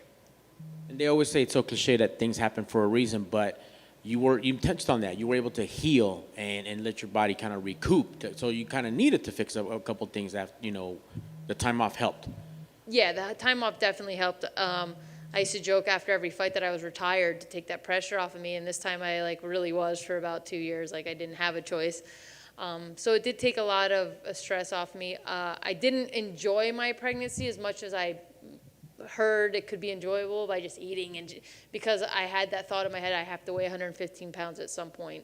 The day that I stepped on the scale when I gave birth was 185 pounds, which is like, when you see a number like that and know you fight at 115, you're almost like, how am I ever gonna? But I'm right where I am supposed to be for this weight cut. Excellent. Well, welcome back and best of luck on Saturday. Thank you. Sweet.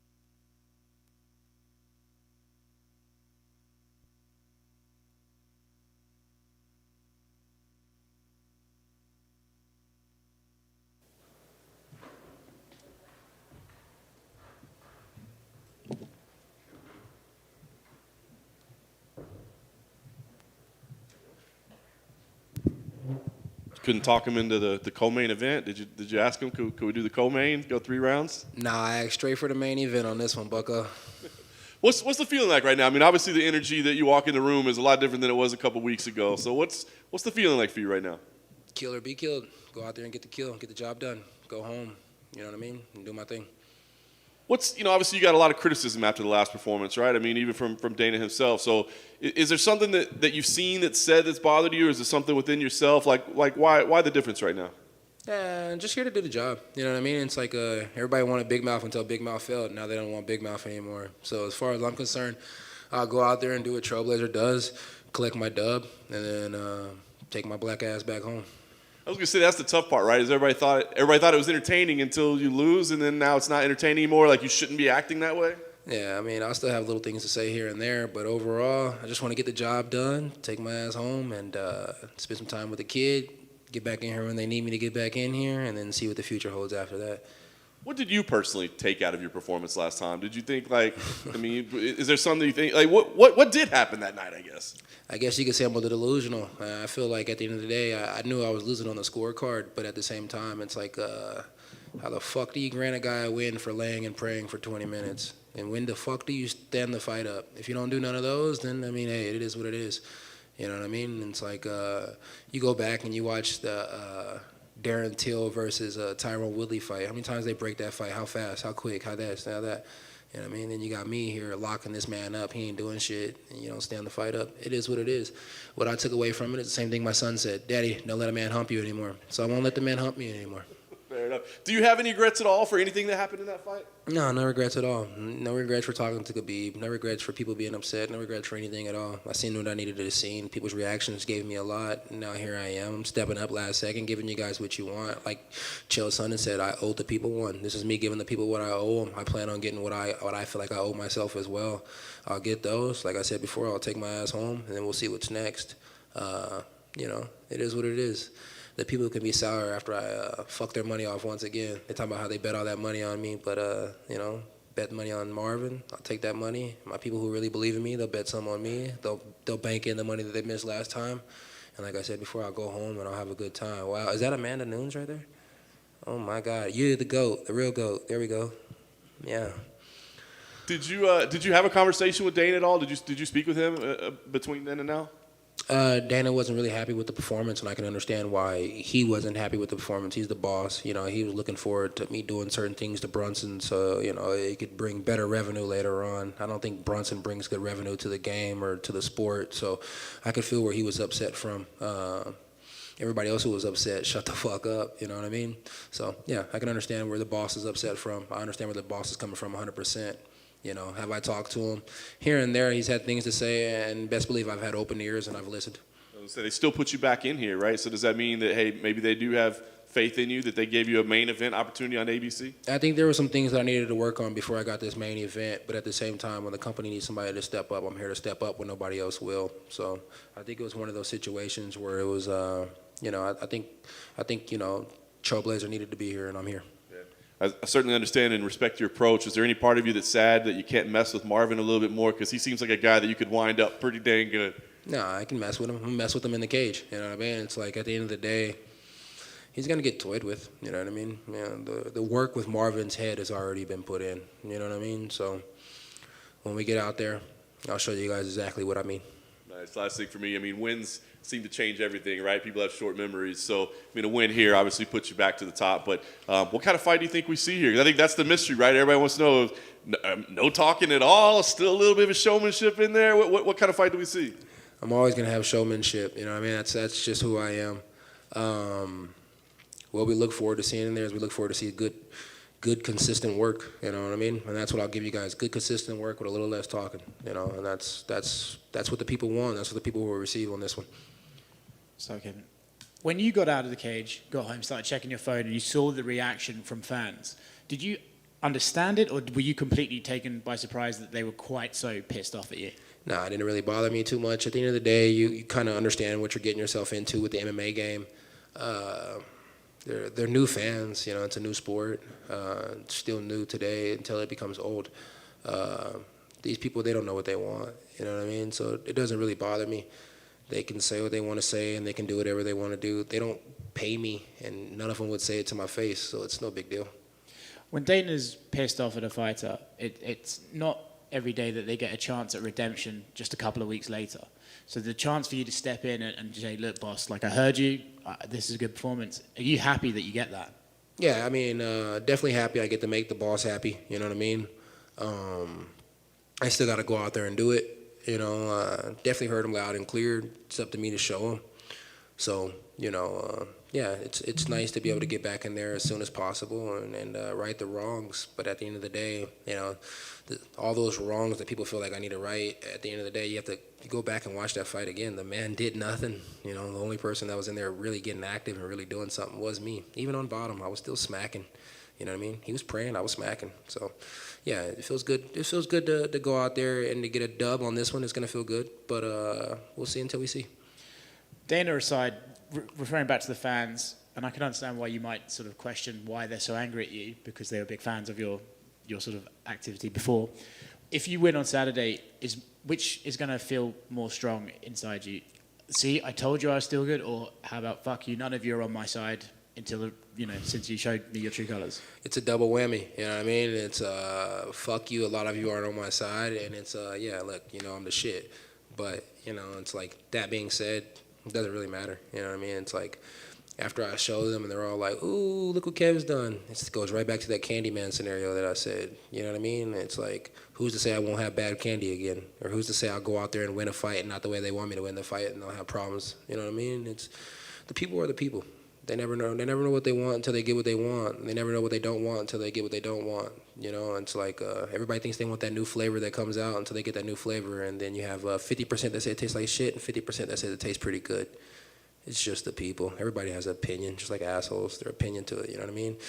Some are going to flush it here, some are going to flush it down there. They're just going to get flushed. What do you think of Vettori himself, and what are you expecting out of him in this fight?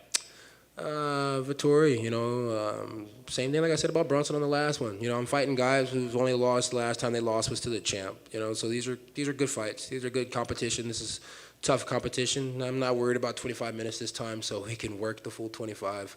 What I think about Marvin Vettori is, I think he's a young man, and I think he's found what he wants to do, and that's good, and that's props to him, We're two totally different people. What I think about him personally and what I think about him as a fighter, it doesn't really matter until we get in there and I smack his head off.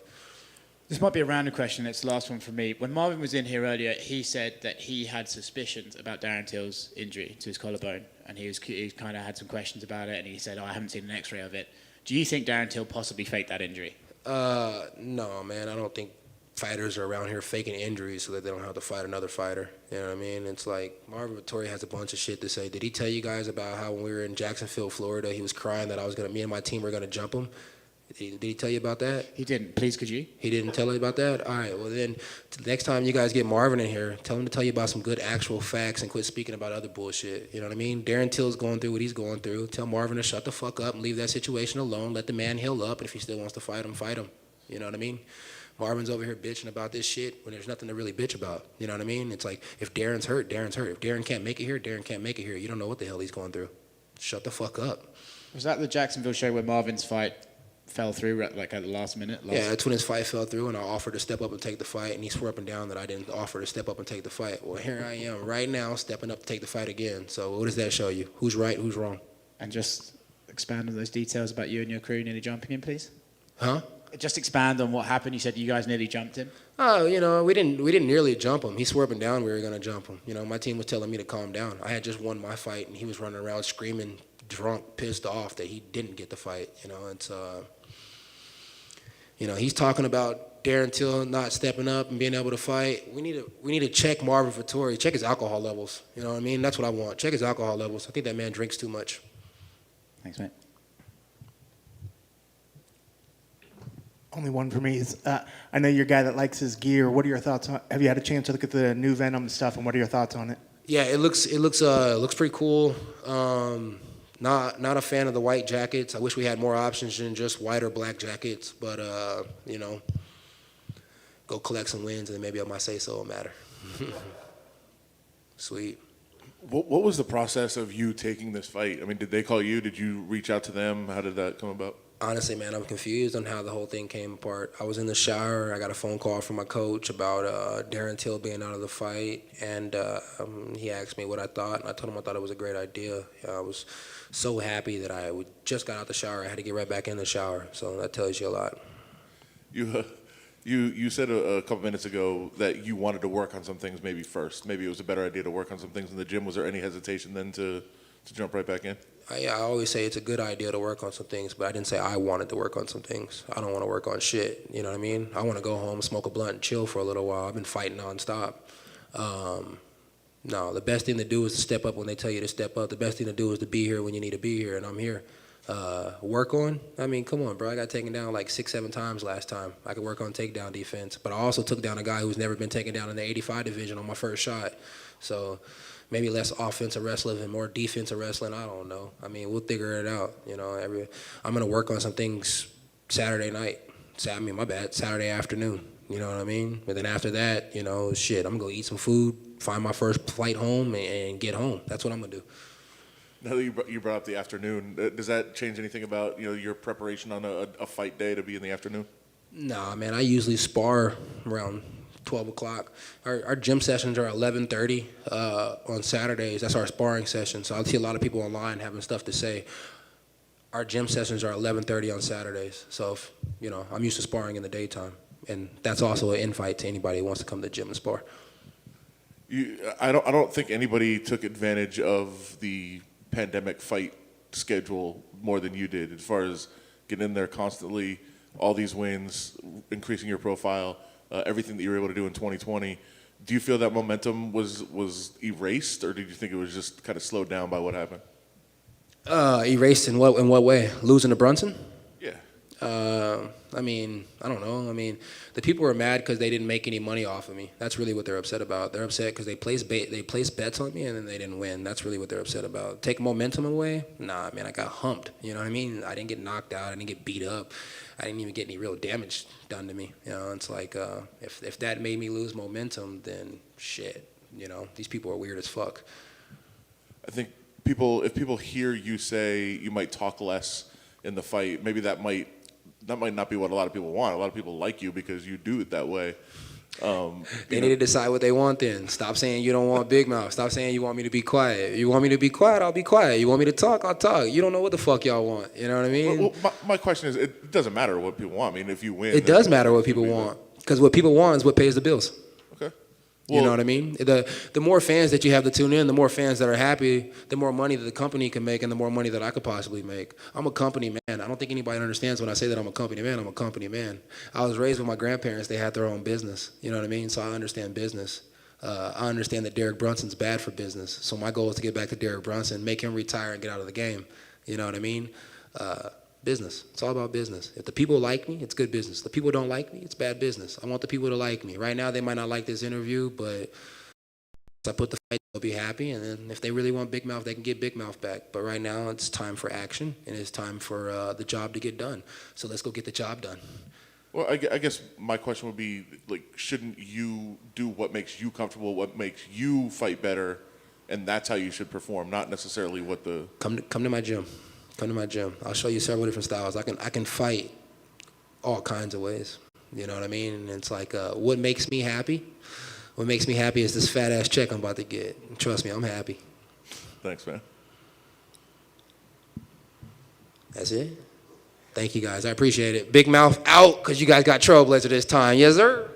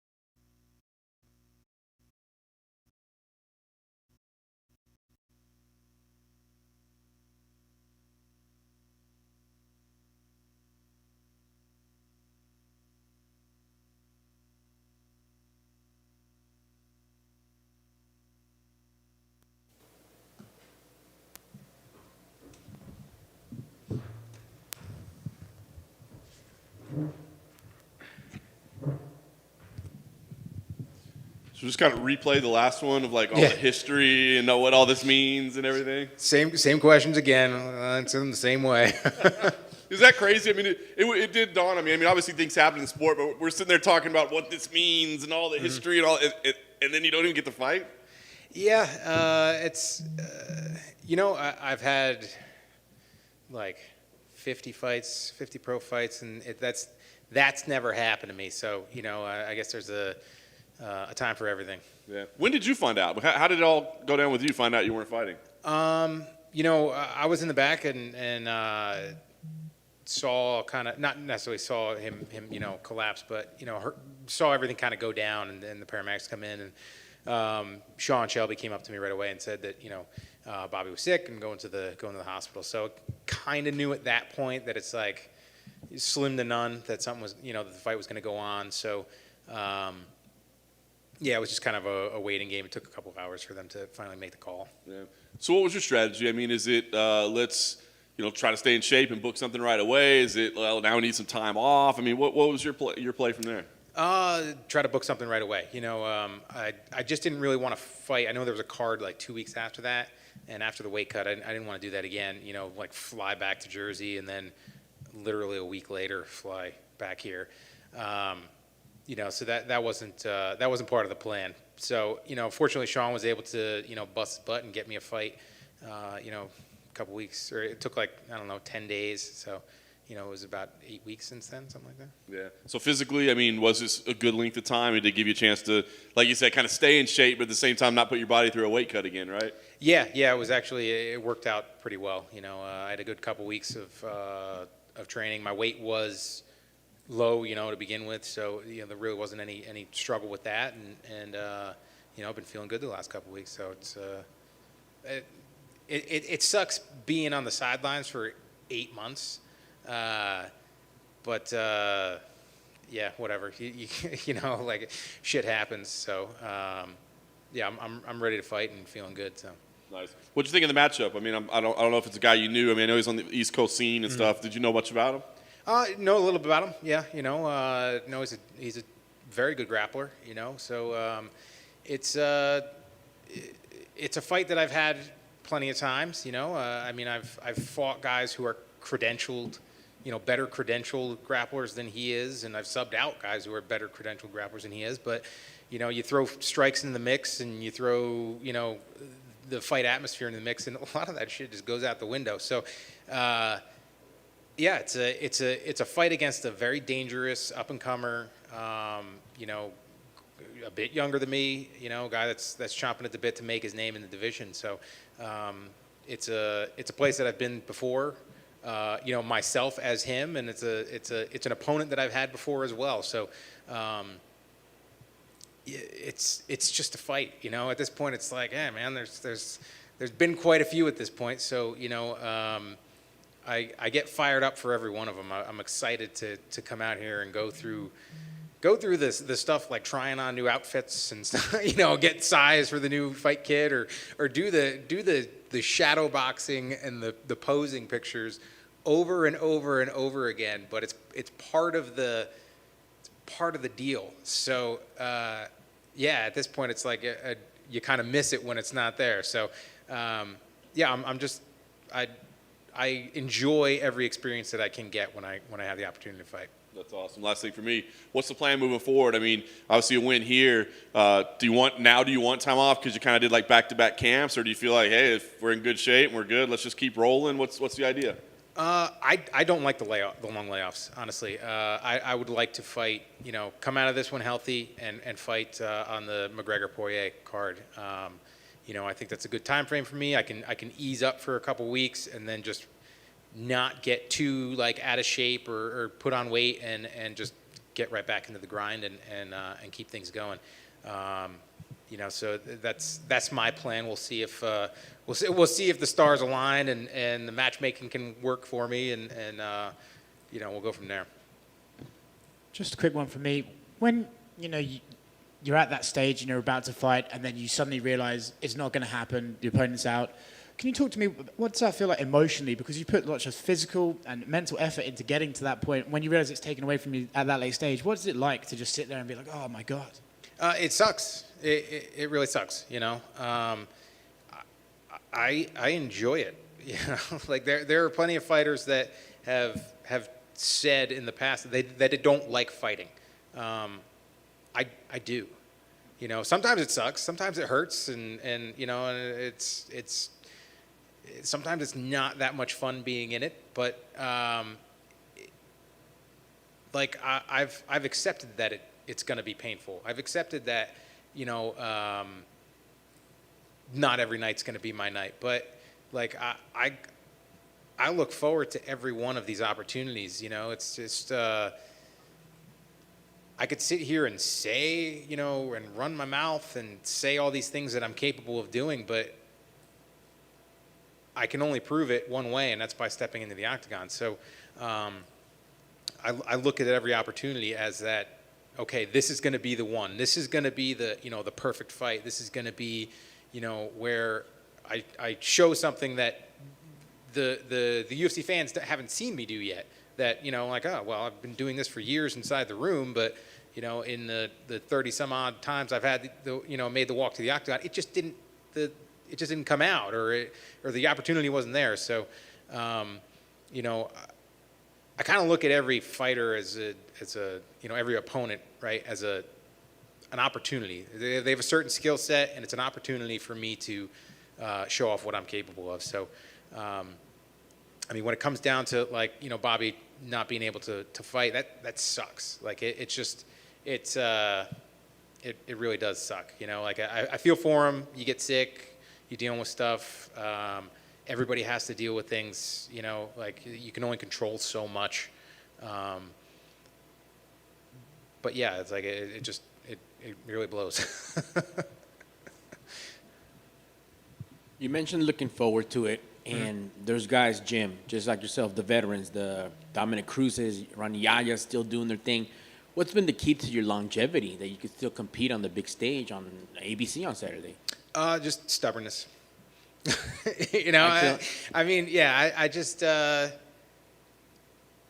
I've always kind of listened to my body, you know, even when I was younger in training, you know, and it's definitely as you get older and you start to, you know, kind of stack up some of these injuries that just don't go away.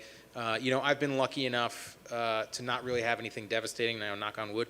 But, like, you know, there's plenty of things that, like, you know, my knees, my back, my neck, everything's banged up to a degree. But it's like, I know what I need to do to fight and to be dangerous, and that's to, you know, be training a certain way, and that's to just, you know, to go hard. So I've listened to my body over the years and taken some time when I needed some time. You know, like, what the hell fight was that? That was when I fought Yancey. When I fought Yancey Medeiros, it was like 10 days out from the fight, and I ended up getting the most ridiculous, like, whiplash injury. I was the last spar of camp, and I had it on film. I was sparring Mickey Gall, and he threw a hook or something like that, and I closed the distance, and I just tweaked my neck a little bit, and I was like, that's going to hurt later. You know, so I, like, finished the round, and I was 10 days from a fight, and I could have continued to try to, you know, push it and push my body, but it was like, no, man, I just need to take a couple of days and just let it relax for a little bit. And fortunately, you know, I went through the fight and was able to, you know, it didn't get aggravated, but I was in a pretty rough spot for a couple of days there, and then I did end up re-aggravating it after the fight. But you know, it's just like you got to kind of listen to it, and I've had really good guidance over the years from you know, one of my mentors, Martin Rooney, and, like, he's coached athletes in just about every sport, and, you know, I've trained with NFL combine guys and stuff like that, and, like, I look at the way that they train and the way that a majority of us train, and it's like day and night. How much more, like, scientific and calculated they are and what they're doing, where it's like, hey, you know, oh, I'm your jiu-jitsu coach, well, we're gonna push you hard today. Well, it's like, no, I just did strength and conditioning. I just got my cardio work. I should just be doing technique. And, you know, like we definitely mash things together, and there's still aspects of our training that I don't think have evolved to the level of what the sport has become. So, you know, like I've been trying to do that, and it's hard because everybody loves sparring and rolling. You know, that's the tough part. So, but it's really just been, stubbornness of being in there and doing what I need to do. Excellent. Thank you, sir, and best of luck on Saturday. Thank you. Cool. Thank you.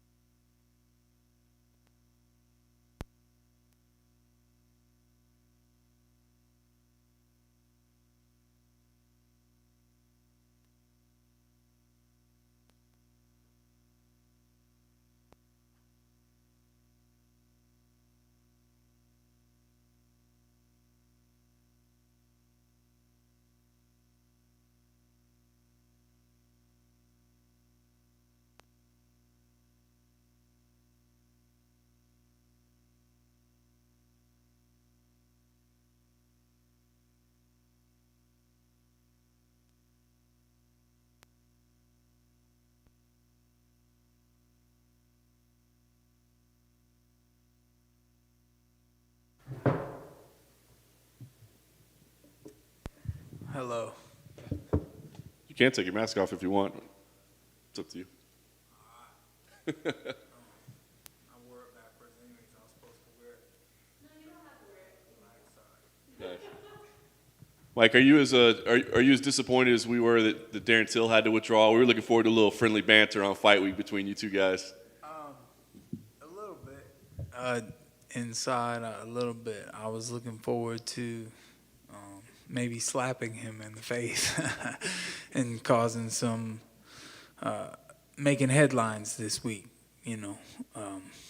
But it's interesting because we all come here with a mission, and, you know, it's whose name is on the other side of that paper. So that's the most important thing. So it's better that I don't have to deal with any type of drama, and I'm here and I'm ready to fight anybody, any day this week, every day this week. I'm ready for pictures. I'm ready to take my shirt off. I'm ready to show out and go all day long, 5 rounds, nonstop.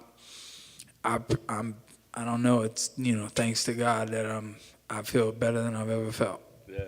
Life has changed for you since the last time we saw, right? It's platinum papa now, I guess. I mean, what's life like for you as a dad getting ready for a fight? I like the platinum papa.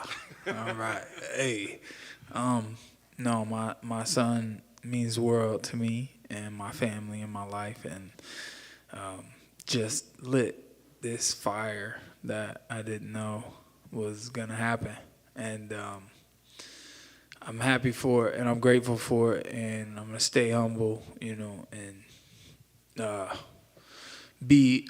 I was just doing an interview, and I said, you know, now I have a reason to be a role model. I never really cared to be some type of role model before, but now I have someone that I'm gonna teach everything to, and you know, that's the thing is, like, as a dad, I'm like, I don't wanna. You can't push too hard, and then you don't want to miss anything. You don't want to be like, man, I could have told you about that, and I missed it. But who knows what's going to happen? He's only 3 months old, so sky's the limit. Yeah, it's an interesting adventure. Talk about your work with MMA Masters. How did that come together, and how's that is that helping you? I mean, is it too soon to see results already? But how did that all come together?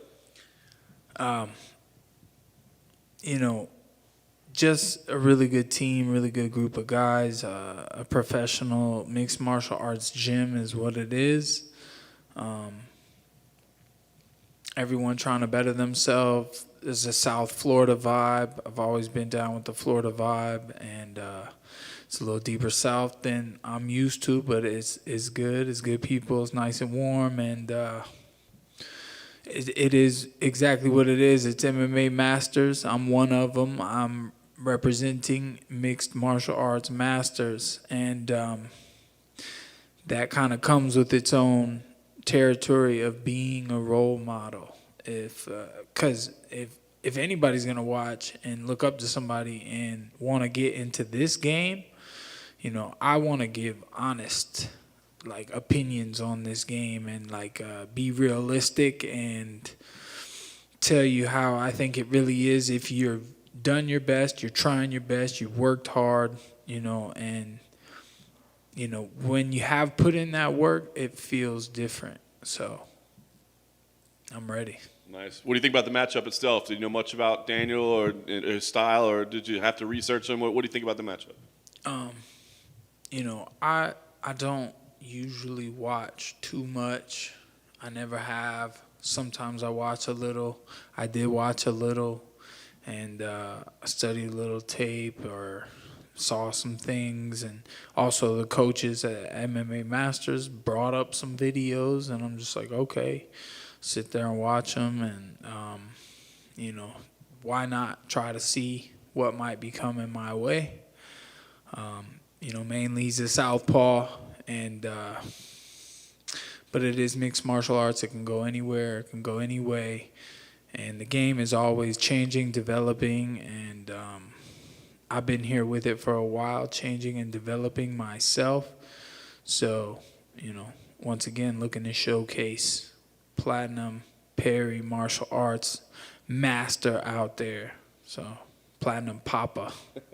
Nice. Last thing for me, how important is winning here to you? I feel like you've reached this point in your career. I don't want to say the results don't matter, but people are going to want to tune in to watch you fight no matter what because they know you're going to be entertaining. So is that okay with you that maybe the results don't matter, or to you, is it important that you win every time you're out there? That was a great question. You know, results definitely matter, but sometimes they matter to me more than other times. Or in the past, they might not have mattered as much as, you know, the most important thing to me was always just showing up and fighting. And, you know, but with the opportunity, and then sometimes you can't learn until you do things a certain way, whether it be the wrong way or the right way, and then you really find out and know things about yourself. So, you know, I've made the sacrifices, I put in the work, and, you know, as you asked the question about entertaining and are people going to tune in to watch me fight, I thought about this moment right now being here. What could I say? What you know, what could I do that would mean something, that would be entertaining, and somebody would want to watch what I'm saying about, hey, watch me fight, my fight. Platinum Perry, Platinum Papa is going to fight his fight Saturday night, April 10th, UFC on ABC, and it's PMP. Watch me, dog. UFC fighting. This is what we do. I trained my ass off for this. I sacrificed for this. I dieted for this. Every single day I want what you guys are at home stuffing your faces with. Stuffed crust, cheese, pizza, whatever. Lasagna or just pasta. Or there's carbs. Bro, listen. You have carbs every day.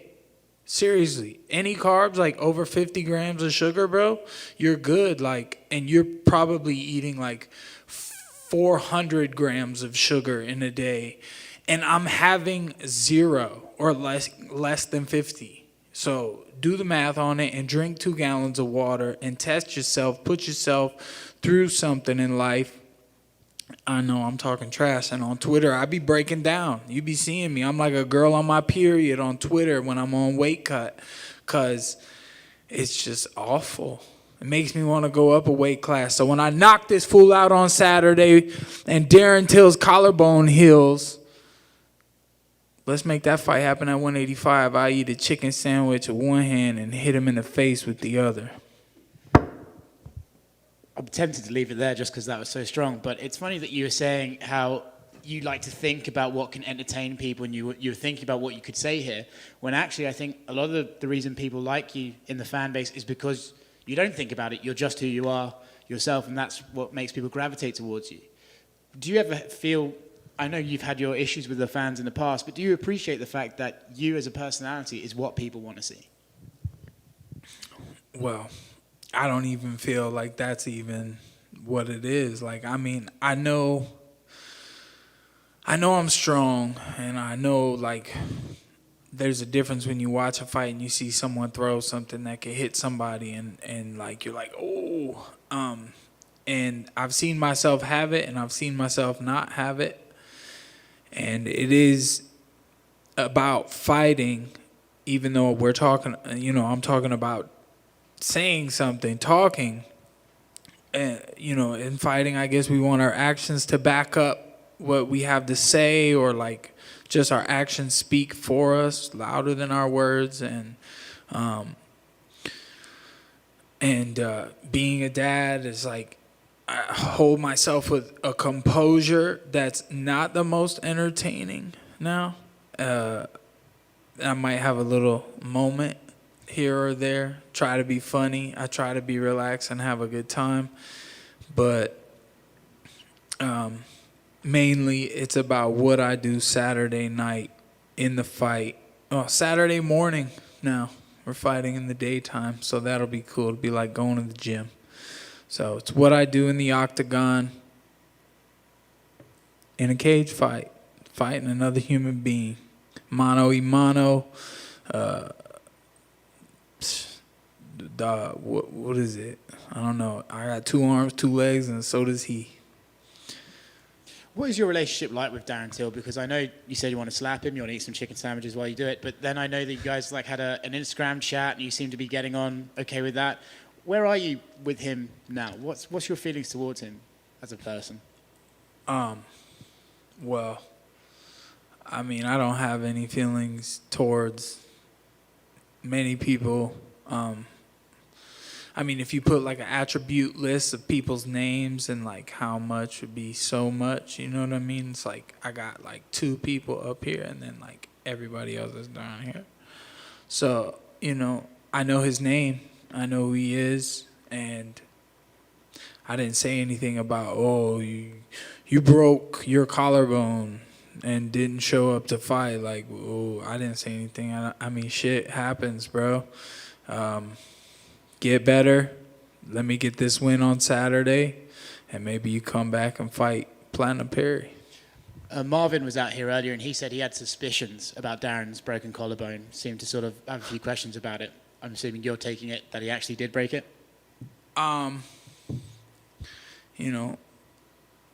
Who cares? When I heard about it, I was like, man, if I went to the gym and broke my collarbone, I would eat a chicken sandwich today, right now. I would eat a couple and some brownies, because the fight's off, so I might as well go eat. So that's what I thought about, eating, because I'm here to eat, because I'm hungry. How is the weight cut going? It's going. I have to wait a couple more days and a couple more pounds, but I think we'll be all right. I think we're going to get there. Just can't mess it up. Got to stay copacetic. Tempted to do another dab on the scales this time? See, when you said that I don't think about it and I just, I'm me up here. Well, sometimes I do think about things. I'm like, okay, last time I dabbed. And really, I don't see where the problem was, because it's like, damn, I missed weight. So I was ashamed a little bit, and I hid my face. You know what I mean? I was hiding. So, I was thinking about my pose for what I'll do. I tried to imitate John Jones once. Wasn't a big deal out of that. What can you do? You get like 4.5 seconds. Go up there. Smile for the camera, and, flex. Look forward to seeing you on Saturday, mate. All right. That's it? Hold on one second. Now I feel silly that it's a goofy question, but is it harder to cut weight or change diapers?